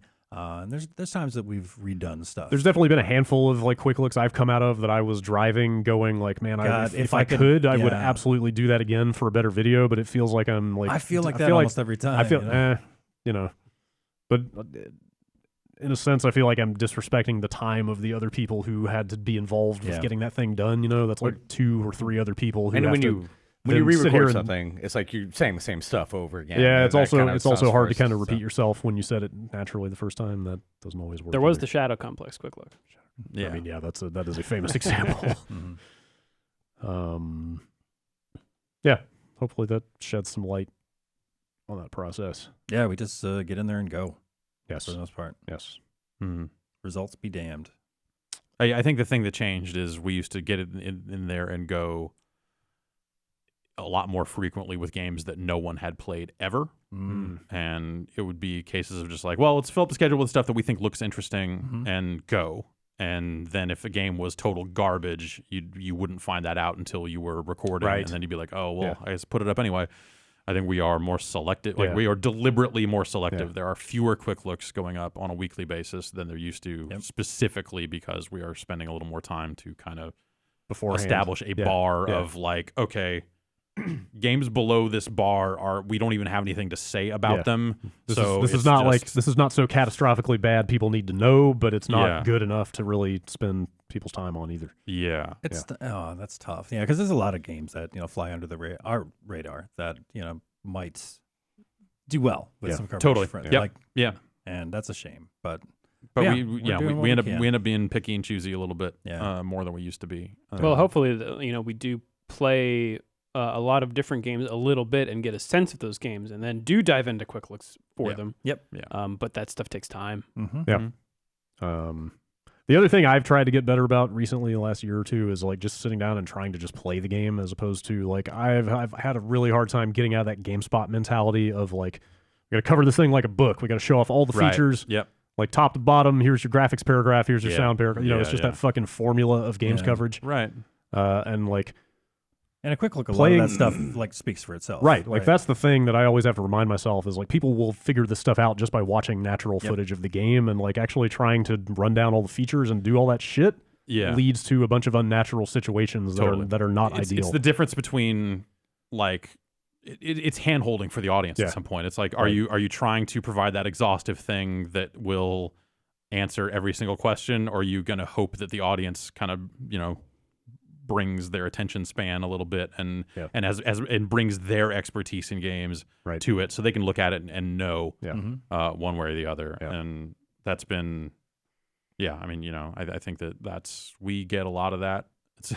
As we continue to grow, I think you get less. As the audience expands, I think you get more and more people that are a little less apt or a little less prone to do that, and that's when you end up with comments full of like, "This isn't a quick look." Like, no, that's you got here. This is what we do. Welcome. We're not going to change. I hope some percentage of you stay. Yeah, exactly. Yeah. Or nice review. Right. Yeah, definitely. Like people commenting on quick looks like it's a review. It's just like, dude, no, whatever. I'm not going to explain to you how many reviews I've written over the last 20 years. It's just not worth it. It's just not worth it. And what reviews really are. Yep. Yeah. Jared from Huntington Beach asks, did anybody have a net Yarose? I remember they were pretty cool, but never actually saw one out in the wild. I don't think I've ever seen one either. I saw one in this office, I'd say last year. Really? Yes, I think Peter Brown. I was going to say, if anybody has a net Yarose in here, it's Peter Brown. I think what is a net Yarose? It's the black PlayStation 1. That you could kind of like a dev code kit for. But yeah, that's the real thing is you could write games. It came with a bunch of documentation and like SDK shit but wasn't like an actual dev unit. It was something they sold to end users so they could make their own games. Yeah. And it was also a region-free PlayStation 1, which was it? kind of cool. That was a side effect. Yeah. Wasn't that thing like $1,000 or something crazy like that? Because it had an ISA card or whatever for your PC because you were installing Code Warrior and shit. Right. Like we did one of those. And it only came out in Japan. We did one of those GameSpot up all night or after dark things, I remember. And they had with Rhonda Shear. No. Yep. But there were 360 dev kits running like Sega Rally or something like that at one of the stations. And this kid comes up and he's like, dude, we work on like hacking games and unlocking them for piracy. I don't want to know how much it costs to buy a dev kit. And the Sega dude, because they had to like have somebody actually looking at the fucking, he's just trying to like 20 grand. Wow. I don't know. Go fuck off. For those dev kits? Yeah. Well, those things are crazy expensive. Yeah. But somebody actually thought he would come up and ask how much to buy one because it'd make him easier for him to like throw shit up on Pirate Bay. Yeah. I thought you meant he was asking how much they paid the company to get them. No, I think he was asking how much it would cost for him to get a dev kit so he could aid him in his piracy. Yeah. he was just straight up like, let me buy this dev kit off you. Nice. So I can points for boldness, I guess. Like the crazy thing is like those things are everywhere. Like you think about the number of studios that just go out of business and all that shit getting liquidated. Yeah. Like, there are so many. It's why Xbox 360 PartnerNet changed at one point to be whitelisted IPs and stuff because many had gotten out of the wild. Oh wow. And those things were. You would find XBLA games that had not been announced yet, just available there for you to download and play. We did that for ages. And like I played that canceled RBI baseball that never came out. Have we ever actually come out and said what PartnerNet is? I think we've talked about it enough different times. It's fake sandboxed XBLA on the 360 where a bunch of builds of unreleased or sometimes unannounced games would just get pushed up there that you could find on the store. Yeah, because they would be pushing them up for testing or whatever. So there's just a lot of stuff like that would show up. That Saints Row game where you control the bullet that got canned, that was up there. Yeah. Probably should have saved all that stuff. Sometimes it was hard to save and archive a lot of that stuff. I don't even know where our 360 debugs are. I got them in a box by my desk. I think they're all broken. They're all red ring. Yes, most of them died. And... yeah, so as publishers and developers went under, a lot of that stuff made its way out of the studio onto eBay, onto assembler games. It's like places around the internet, and all of them have builds on them. So it's this wonderful game preservation thing where people are like, I don't know, I got this Xbox 360. This is a thread I was reading over the weekend. It's like, I found this 360 dev kit in Japan. It's got this build of Disney Infinity on it.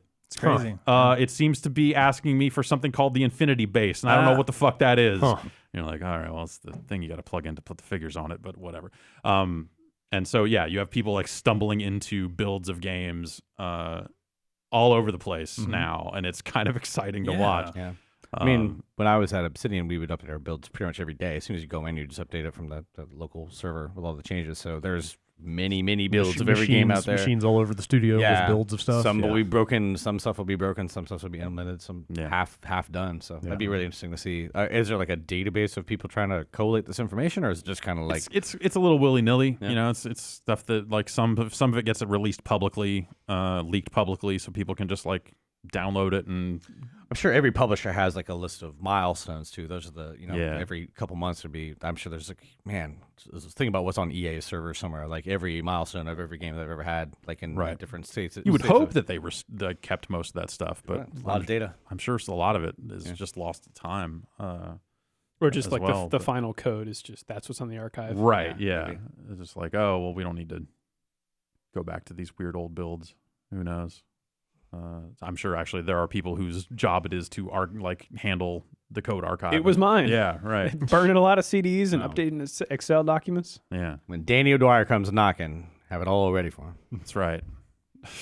And he will come knocking. Yeah. But yeah, I don't know. That's been exciting. Like seeing like I got an NDev. I got this 3DS dev kit. I got a Panda, and it does this and it does this, and people, it's just like it's crazy to read like just people out there coming into this like ridiculous hardware. Well, specifically, people who haven't signed any NDAs. Right. It's like the people at the companies who had their hands on this stuff couldn't talk about it publicly, but now people who don't have those restrictions are getting a hold of it. Yeah. And like you're finally actually seeing what it really is. Yeah, because a lot of that stuff that we don't even really see, like in terms of just like builds of that quality, like these weird interim builds of like, oh, well, this is all fucked up. Like, here's this build of Battlefront we found. And we don't even get a lot of early preview builds, period, these days. Yeah, like, that's really changed over the years. 90% of the games or more, 95% of the games we get are like final retail at this point. Yeah. So but going back to the Net Yarbe? Yarose. So that was just a PlayStation 1 era thing? They didn't make those for PS2? No, well, the PS2 ran Linux. Right. So the continuation of that was just install Linux on the PS2 hard drive and do stuff that way, which I don't know that anyone really did much with. I never saw anything come out of that. How many Net Yarose? Yarose. How many did they make? I don't know. 1,000. I don't think there were I have that no idea. many. What did we like, get out of that? Like Devil Dice, I think. Yeah. Was like I don't one feel of like the games that was released. Games that made the jump into real commercial products, I was a very small handful. There were some Yorose games on one of those PlayStation Underground demo discs that we took a look at in Demo Derby. And that shit is all fucked up. Yeah, that was. Oh, they were so good. Yeah. Huh. I didn't know any of that would have gotten out that way. Yeah, they were putting out, like they were occasionally surfacing some of the stuff to people who didn't own a Yorose. But yeah, that's cool. Is that one where you were walking down a hallway, right? Yeah. Yeah, that one was PT. Oh, that's right. Yeah. Play that entire game. Brent writes in from Manitoba. I was thinking about Arkanoid last night. As you do. And am now wondering if my strategy has been wrong for all these years. I'm starting to think the laser is overrated. It is exciting, but it does nothing but leads to lost lives thanks to the shrinking of your ship. Here is my new ranking. Do you agree? From number 5 to number 1. Catch, laser, extra life, expand, and slow. Slow's really great, but also boring. Yeah. You know what's cool? Lasers. Fucking lasers. What if you could play Breakout, but you could shoot fucking bullets? Yep. Yeah. Okay. He's got to get good, man. Yeah. Like, I know that paddle's a little bit smaller. Yeah. But you were shooting the shit out of fucking bricks. Worth it? Yeah. Yeah. Totally. Yeah. So and the paddle grows back to normal size once laser time is over, right? Like that. So, yeah, I'm pretty sure. Yeah. So, I mean, I'm just laser all the time. All right. Okay. Strong disagreement here Okay. at this table. yeah. I mean, it's a riskier play, but Extra life's great. Yeah. Slow's so good though. Like, I don't know where I'd rank it. I'm putting laser up top for sure. All right. maximum fun. Yep. That's the key. Yeah. Steven writes in and asks, is a hot dog a taco? What? No. Stop. Okay. Just putting it out there. No. You could make a taco with hot dog in it, Yeah. Ooh. right? Wait, how are you talking about a hot dog in a taco shell? Mm-hmm. I might say Sure. chop the hot dog up and put it in there with, I don't know, some rice, some cheese, you know, Okay. like whatever else you got. But I put them in wraps. Okay. Yeah. Yeah. Like a tortilla. I guess I could see that. So Sure. it's like a Hot Doggerito. Hot Rito. What's Griffin's opinion on hot dogs? Dude, fuck, does he have hot dogs? Like that is his go-to. Like every meal he wants that. And we're trying so hard to break him of processed meat. Fuck, you have no idea. You have no idea. Like he will swallow pieces whole. He will double fist. I know about eating dogs. You got to cut them up in. I've got a hot dog slicing technique now that I've developed. Yep, to make perfect bite-sized little. He fucking loves hot dogs. Holy shit. They're really good. They're not bad. A friend of mine has he has a sous vide cooker thing, one of those like clamps onto a pot. And he made. Tell me he sous vide'd some hot dogs. Now I'm just like he made amazing like ramen eggs, and the second time was like chicken, and it was just fantastic. And now I'm just deathly curious, like what the perfect time to sous vide some hot dog. You already boil them anyway. You can already boil them anyway, so it's probably not the same. Yeah, I want my hot dog to fall off the bone. That's really what of course. Yes. Peel. Yeah. Oh yeah. Ryan writes in from Walnut Creek. Unfortunately, Dan is no longer here to hear this, but he writes in about earthquakes in California. According to the U.S. Geological Survey, quote, the strike-slip earthquakes on the San Andreas Fault are a result of tectonic plate motion. The plates are moving horizontally past one another, so California is not going to fall into the ocean. However, Los Angeles and San Francisco will one day be adjacent to one another. San Angeles. Yeah. Blade Runner had it right. Yeah. Grand Theft Auto. Okay, sure. Just one giant mega city. I don't know that it at some point, I think a lot of the talk about California being in the ocean, it's less about the earthquakes and more about the ocean being higher and engulfing us. I see. Okay.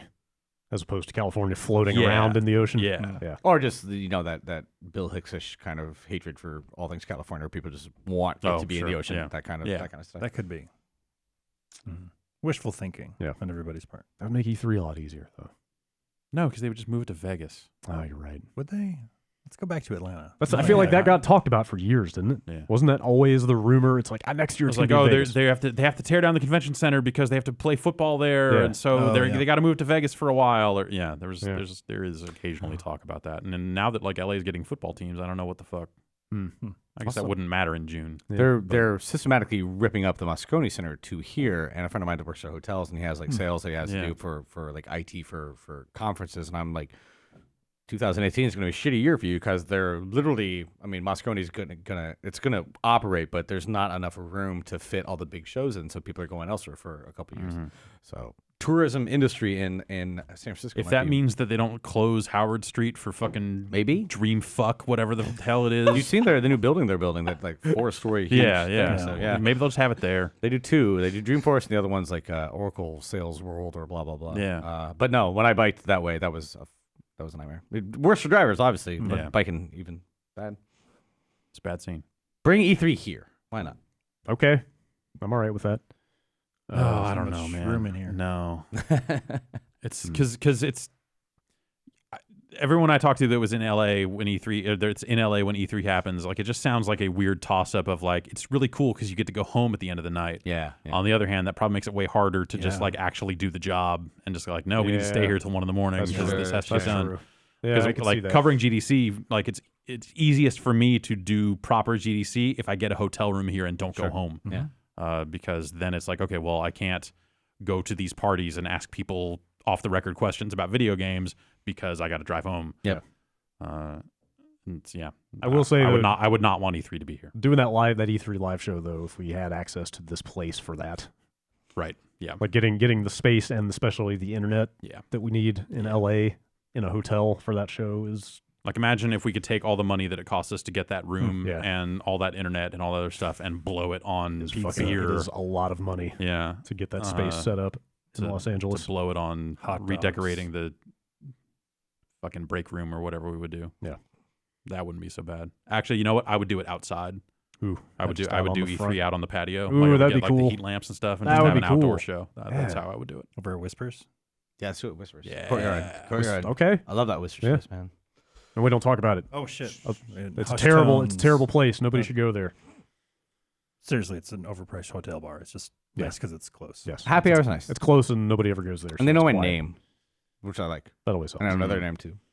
Sometimes you want to go.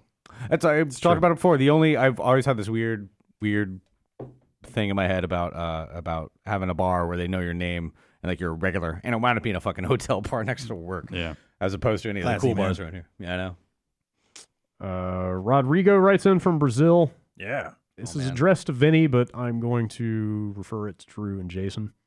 Every time HDMI is brought up in a conversation, Vinny complains about it and the handshake. Why? What's the problem with this cable?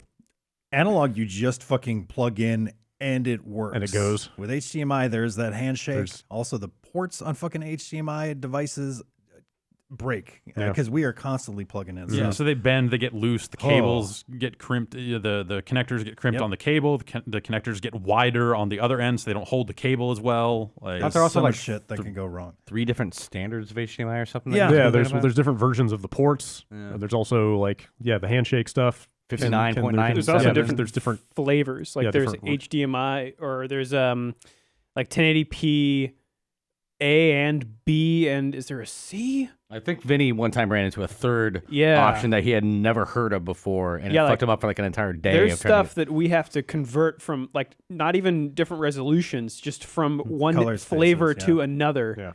It's to like, be able to work with our stuff. Yeah, this decimator's not going to work, so now we got to, give me a Roland. We got to use a different scale or something like that. Is it 60? Is it 59.94? Yep. Also that stuff. Like that. Yeah. I mean, but like that goes into like from capture the card. Yeah. But for consumers, I think HDMI is great. Oh, yeah, One fucking cable. Yeah, it's just a cable and you plug it in and it goes and it's fine. That's great. Yes. But for us, it's only when you're running it through 8 different devices. Yeah, and it's not all consumer stuff. Yes. Like, if you're a consumer and you have all consumer goods, then everything should work. You're good. But if you're doing weird stuff like us, it can be tough. Yes. John from South Florida. Why is Dead Rising 4 so bad? Is it? I mean, seriously, the whole game feels casualized to death. Frank West comes off... Well, there's your problem. Yeah. Frank West comes off less like a ridiculous character you can't help but root for and more like an unrepentant asshole. Also, the lack of a timer means I have way more time to explore the world, which was only as interesting as it was because in the past games, because the player only had so much time to pause and admire it. They should trust players to manage their inventories themselves. I know how much food I need and what weapons I prefer. It all feels streamlined in a way that doesn't feel good. Can any of you recall any other times where a development team just completely missed the point of what made a game great? Supreme Commander 2. That game was adapted for Xbox 360, and it totally ripped out everything that was good about Capcom 1 to me. Okay. I haven't played Dead Rising 4, though. I mean, Dead Rising 3 even had the story. They were moving in that direction with 3. You didn't have to worry about the timer as much. Yeah, we talked about it a little bit in the last couple of weeks. Like, 3 still had enough Dead Rising in it to make me happy. Has that shifted developers? No. So that's the thing. Capcom? Well, so the first game was entirely Japan. Mm-hmm. Second game was Capcom Vancouver, but still with like the creative leads from Japan overseeing it, and it still felt totally like Dead Rising. 3 was the first one that Capcom Vancouver did by themselves, and like it was like definitely seemed a lot different. It was moving toward a more kind of slightly generic feel, and then this one is all the way there. Like I was having a good time with it for the first few hours. I'm like 8 or 10 hours into it, and like I don't know if I can keep going with it because it's just too easy and too bland. Like the everything about the gameplay is just so straightforward and kind of bland. Like at first blush, like some of the stuff they did with inventory management and some of that like feels like streamlined in a way that I kind of appreciate. Yeah, because it was like I don't want to do. I'm surprised I let it die as much as I do, considering how much inventory bullshit you have to do in that game. I guess the thing with Dead Rising is that they didn't replace it with anything. Right. Like there's not it's easier to deal with your healing items and switch weapons and stuff like that. But it's not. Like, I come out of a boss fight with half my health left. Like you barely have to even it's so easy and simple that like I get like the idea of like let's streamline the interface in ways that make sense and their thing of like, oh, here are your firearms, here are your your different types of weapons. Like that stuff makes sense in that sense, but like like if the rest of the game is just also easy on top of that, then at some point they're just making a game that's designed to be finished. And that's exactly how it's starting to feel. It's just like I might as well just beeline through the rest of the story points. And Dead Rising 1 felt like a game that you had to fucking fight to finish. Yes, I can see that. I liked that, but I think a lot. Well, whatever. I think a lot of games these days are designed to be finished. Like they want the people that play games To to have see that the experience, content of and have course, the yeah. experience. You know, Yeah, it makes. But Dead Rising was never sense. that, really. Three pretty much was Kind of, though, right? kind I of, mean, kind of. yeah. This is too far though. I do like those games. I mean, 3 Yeah. was one of those games. I Dead Rising 1 too. Like you get to a certain point and it gets really fucking hard, and you just restart with all your shit. Yeah. I've always liked that mechanic in those Yeah, games. You me can too. restart and have some weapons and have some more health. And 3, I really enjoyed 3 when I played it. It didn't perform super well on my PC, but that mechanic seemed like it's a good way to either they have enough options in the way you can play that game. But if you want to go through the first game and try to get through it that way, great. If you want to take it a little easier, just restart a couple times, which I always do, and I wind up having a lot more fun. Even though it's kind of a cakewalk after you get some super weapons, but it just seems like it's a really good kind of choose your own adventure or choose your own difficulty. Does it feel like they just kind of leaned into just like here's some crazy weapons, just go nuts? Is it like Kind that of? type of just like power fantasy fun? Kinda, but because I feel like that, I'm not wholly against that. I think I am only because it's the 4th Dead Rising game and I've done it. Yeah. So it's like I don't necessarily need. I haven't done it without a timer. it's not even like I want to do it. it's not even like that gratifying a power fantasy because Yeah. like I have like 4 or 5 different melee weapon recipes that I've been leaning on, and they all act basically the exact same. Yeah. Like they all look different, but they all handle and affect enemies in pretty much the same way. Yeah. Like that's what I mean. Like there's just not a lot of depth or variety to it Right. in a way that's satisfying. And That seems less about like casualizing the game or whatever term you want to use, and more just like they just made it really easy. Yeah. I still want They to try did. it. Yeah. I mean it's not terrible, but it's kind of bland. I feel like Dead Rising is one of those franchises that's on the bubble in a sense that like either they find a way to get way more people to be interested in a Dead Rising game, Yeah. or they stop making Dead Rising games. I feel like this was their attempt at that. Yeah. And I don't know if it's going to do it. Yeah. Especially It seems like they've got like because Microsoft is still like involved in this. somehow, but not as much as 3. Yeah. Like this is coming to Steam in like 3 months after Okay. release, and then they didn't come out and say PS4, but I think they implied it was like a console exclusive Yeah, for it's a limited. year. All right. So Or something like that. maybe it really is just a case of like, yeah, well, Microsoft footed the bill for the last one, and that's the only reason we made it. Yeah. And that gave us the idea that we should try it one more time. Yeah. But if this doesn't do it, if this stays on this trajectory, I'd be hard pressed to see a Dead Rising 5. That's kind of how I felt about this. like, and we probably don't need one either. So maybe that's Yeah, okay. That makes me want to finish it though, just to see where it ends up. Sure, you know, yeah. See where they leave the series potentially. I debated whether to read this email or not. Oh boy. That's always a good one. No. It's some inside scoop, but this person provided no verification for this news of any Okay. kind. So I'm just going to read it, and you can assume it very much could be a total bait and switch, or not remotely true. But Okay. it's about Far Cry 6. Wait. I'm not. Primal was 5th, right? Okay. All right. Yeah, Prime. I would think. All right. I would- Okay. What about Instinct? That is the one Yeah. reason I'm inclined to believe this is because this person refers to this as Far Cry 6. What? Which is probably what they would call it internally, right? If they had been thinking of Far Cry Primal as Far Cry 5. Instincts was there too, but that was only No, on no, the well, Xbox, but I'm talking so. 3 and 4 and then Primal, like in the Ubisoft era. Saying Instincts is pretty good. I could see someone on the like if you assume that game is pretty early on, then I could see you having some people that were not as close to the game Yeah. calling it 6. That's what I mean. But people that are actively working on it would probably be calling it 5. Maybe. But they've probably had Yeah. enough meetings at this point Yeah. that they are probably all on some same page. Anyway, Yeah. Anyway, let's hear it. I'll Let's read. hear I'll it. read. Let's the hear email. it. Spoke to a friend of mine who works for Ubisoft up here in Toronto. He's been working on some art for Far Cry 6, and he provided me with some info on what the next installment of the game is all about. According to him, the Man, game. you must really hate your friend. Go on. Well, no identifying information here.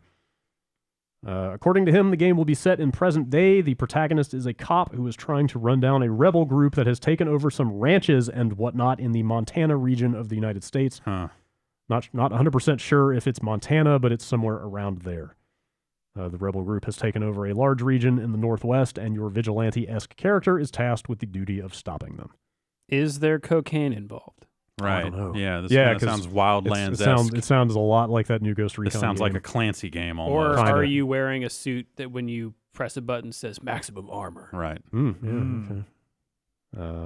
Yeah, that's that's all there is. Who knows if any of that is accurate or not. But that Ghost Recon Wildlands was the first thing I thought of when I read this. Yeah. They'd have to have some kind of gameplay explanation for why nobody else is helping you. Why you're going in the middle of Montana. Yeah, I guess you're right, because the other two games, the story you're on an island specifically somewhere. set you up as like being stranded there and without a choice but to go it alone. Like there's something about the like militia story. Like I think that would almost be better served in a Clancy game because you would get stuff and maybe they could mechanically do something like this, but like the idea of like, well, I'm going to infiltrate this militia and be a part of it and turn on them, or as opposed to like the standard Far Cry scenario, which seems a little weird. Yeah. For that. Maybe you're on an island in Montana. Sure. Oh, Montana Island. Yeah. Are there any islands in the middle of the Great Lakes? Yeah. I'm sure. Okay, then. Sure. Yeah, Just put it there. Yeah. That could work. Yeah. There's Nicollet Island in the middle of the Mississippi River. There's like a bridge going to and from it, though. But It's like Roosevelt Island. And They could blow up the bridges. That's yeah, that's true. It's not very big, though. I used to live Treasure there. Island. Yeah. Oh, see? Yeah. Angel Island. Sure. Yeah. All right, last email. Speaking of islands, Alan writes in, would you rather be stranded alone on a tropical island or alone on the International Space Station? P.S. Fuck Melbourne. Oh. How long? Is there an end Took a to this? Or Mm. is there an end? Like, do you come back to civilization at I some don't know. point? It doesn't say. Hmm. I think that's part of the decision-making process, right? Like, which one do you think you're more likely to escape? I hear pooping in space is really tough, so I'd probably go Ooh. to the island. Yeah. I think I might go island too. Yeah. But man, fucking floating around in space. I would love to I go think- to the International Space Station. I don't know just that don't think I I'd want to be stuck there. Yeah, exactly. It's very small. Dying in space seems like it would be really unpleasant. Oh, you'd be the first one, though. Hmm. Well, First that one we you know That of. we know kind of. of. Yeah. Don't forget Leica, man. Right. Not even that was re-entering atmosphere, right? I don't know. Hmm. Is this just for an extended stay? Did I miss that? I don't know. No, it's just Stranded. stranded. Stranded? Yeah. Okay, so Your Yeah. time on the ISS would be limited just based on resources, Yeah. whereas an island you probably could hunt for food and stuff like that. So you'd probably have a longer life and be able to write the great American novel. But the ISS would be, it'd be fun. You can Like, ride yeah, it. where would you be Caribbean more likely to be rescued from? Yeah. And I think it depends Yeah. on what else is on the space station. I don't if wanna it's be if it's rescued. big military secrets that they desperately want to get off, then they're going to come on there and try and kill you. Yeah. And then It's you a need to good kill call. them instead and steal their ship back. Yeah. I think it's probably just like how well plants grow in microgravity. That's probably all. Oh, it that- is. that Well, sounds that's like- data they can get remotely, so you're fucked. If sounds they like- think you're not alive and you can't communicate with them, they're not coming up to get you. I feel like you just described Die Hard in space. Yeah. There was a Has dude. anybody made that movie? Lockdown. The one with Guy Lockout? Pearce. Lockout. Lock out. Lockout. Oh, was that that's Guy- the one in the space prison? Guy Pearce. Yeah, it's awesome. That's a good It's movie. So good. That is a good movie. There was a Soviet astronaut as the Soviet Union. Drew probably remembers this. There's a dude who, as the Soviet Union was collapsing, he was up. I freaking a shuttle or on a space station. They left him up there for like 2 years because their entire country was like, collapsing. yeah. Busy So with they other stuff. didn't have any time to like send up a shuttle to get him. So by the time he got down, he was just like they had to carry him off, and he couldn't walk anymore Yeah. because he's been up in weightlessness. So that has happened. Wow. And there was a good book by Robinson Crusoe about being stranded on an island. you know, there's I no saw it here. electricity on the stranded or desert isle. Yeah, but there's air. yeah. I mean, You know, Strong case, Brad. I might go with the unlimited Yeah. supply of air that does sound pretty nice. if I had to pick. Huh. So do the professor thing. Just make a radio out of a coconut. There you go. Mhm. Yep. Just rub two coconuts together. Get a nuclear reactor going. Yeah. All right, bombcast@giantbomb.com. That's it for emails. For this year of Bombcast. This is the last Yeah, one of the that's year. true. This is the Yeah. last regular show for is the it? year. Yeah, We're not coming in Tuesday. Next Tuesday. Next week is the Game of the Year extravaganza kicking off. Yeah, right, he's got as time we- to podcast during as, that. as we mentioned at the top of the show, Yes, that'll be starting Monday. 5 podcasts. Yes, Monday starting through Friday. starting Monday morning. Oodalali. 5 podcasts, 5 video versions of podcasts, Mm-hmm. a whole bunch of other videos that we did. Mm-hmm. Yeah. Game of the Year lists. Good Yeah. lord. Yeah. Yeah, Uh, bunch of guest top 10 lists. Community Game of the Year voting is on now. It might be Okay. a little tough to find the link, but it should be in one of the top stories. Maybe I'll promote it for a bit until Next week, the link will be right Yeah, on the it'll be homepage. right on the but homepage, but so. yeah, there's a news story with a link right now. And they have until when to vote? I believe like the 4th. I Okay. think we said something like that. We will be busy this week trying to wrap a lot of that stuff up, Yeah. but we're going to try to fit some other stuff in. Yeah. Yeah. Some quick looks here and there. Yeah, maybe get live on the internet a little bit. Yeah. Do you want to talk about any of that, or have you not decided yet what's going on? We'll get on the internet sometime on Thursday. Okay. Or I will get on the internet sometime on Thursday, depending on who's available. That stuff seems to be in flux. That'll be our last day in the office, so nothing on Friday. But yeah, or I will. I am. If I can make it happen, I'm thinking about trying to do my Extra Life thing this week. Okay. Oh, you're committed now. Yeah. You said it. I was hoping to do it tomorrow. He said he was thinking about trying to. Well, that doesn't matter. I was planning to do it tomorrow, and it doesn't look like that's going to happen because there's a lot of other stuff to get done. But I may be able to stream tomorrow if you're not going to. Okay, we'll see. You know what? Why don't you do that? Maybe I will. That'll give me more time to get depending on stuff what done the East guys are doing, but we'll see. Got plenty of time. I will probably aim for later in the week. Okay. Cool. All right. So yeah, we'll talk more publicly about that stuff as we get the timing nailed down. Yeah. So yeah, that's gonna do it for this year. Right. Bombcasts, I guess. What a great year it's been. Wow. It's been a year. Just terrific. For sure. Yeah. No, I was writing my top 10 list and. Are you doing your write-ups? Yeah, I was doing my write-ups and do your write-ups. Talking about starting to write about the year in review, and I was like, man, fuck. Yeah. So where to even start? Like some, whatever. Like some really great games came out this year. I got married this year, and that was fucking awesome. That was this year. Yeah, I know. Jesus, that feels like a million years ago. Yeah. For some reason, I don't remember much about that day. I remember Dave Lang taking me out to a club, and from there, it's all blur. I remember Lang trying to get me to hang out and go to the club, and I was like, nope, I am gone. I'm out. It's not happening. Brad, this is going to be the greatest night of our lives. My poor girlfriend had to clean up that hotel room after. That's a pretty good Lang. And then didn't he got hurt? Somebody got hurt. Adam fucked up his knee or something. Yeah. Okay. Out at wherever they ended up afterwards. But yes, like some really awesome stuff happened this year, and then a whole bunch of fucking decidedly less than awesome stuff happened as well. It's been a crazy year. It really fucking has. I think it's safe to say. But thanks everybody for listening. Yes. I mean, just want to say thank you guys for listening and sticking with us. I mean, we pretty much would not be here if it weren't for the support of absolutely all of the people who watch and listen and subscribe and so on and so forth. Yes, so, the people that like, the people that follow, people that comment, and the people that subscribe. You know what I mean. But anyway, thanks for listening. Yeah. We'll be back next week with the Game of the Year stuff, and then after that, we'll see you next year. See you next year. Back at it January. Yep. See you then.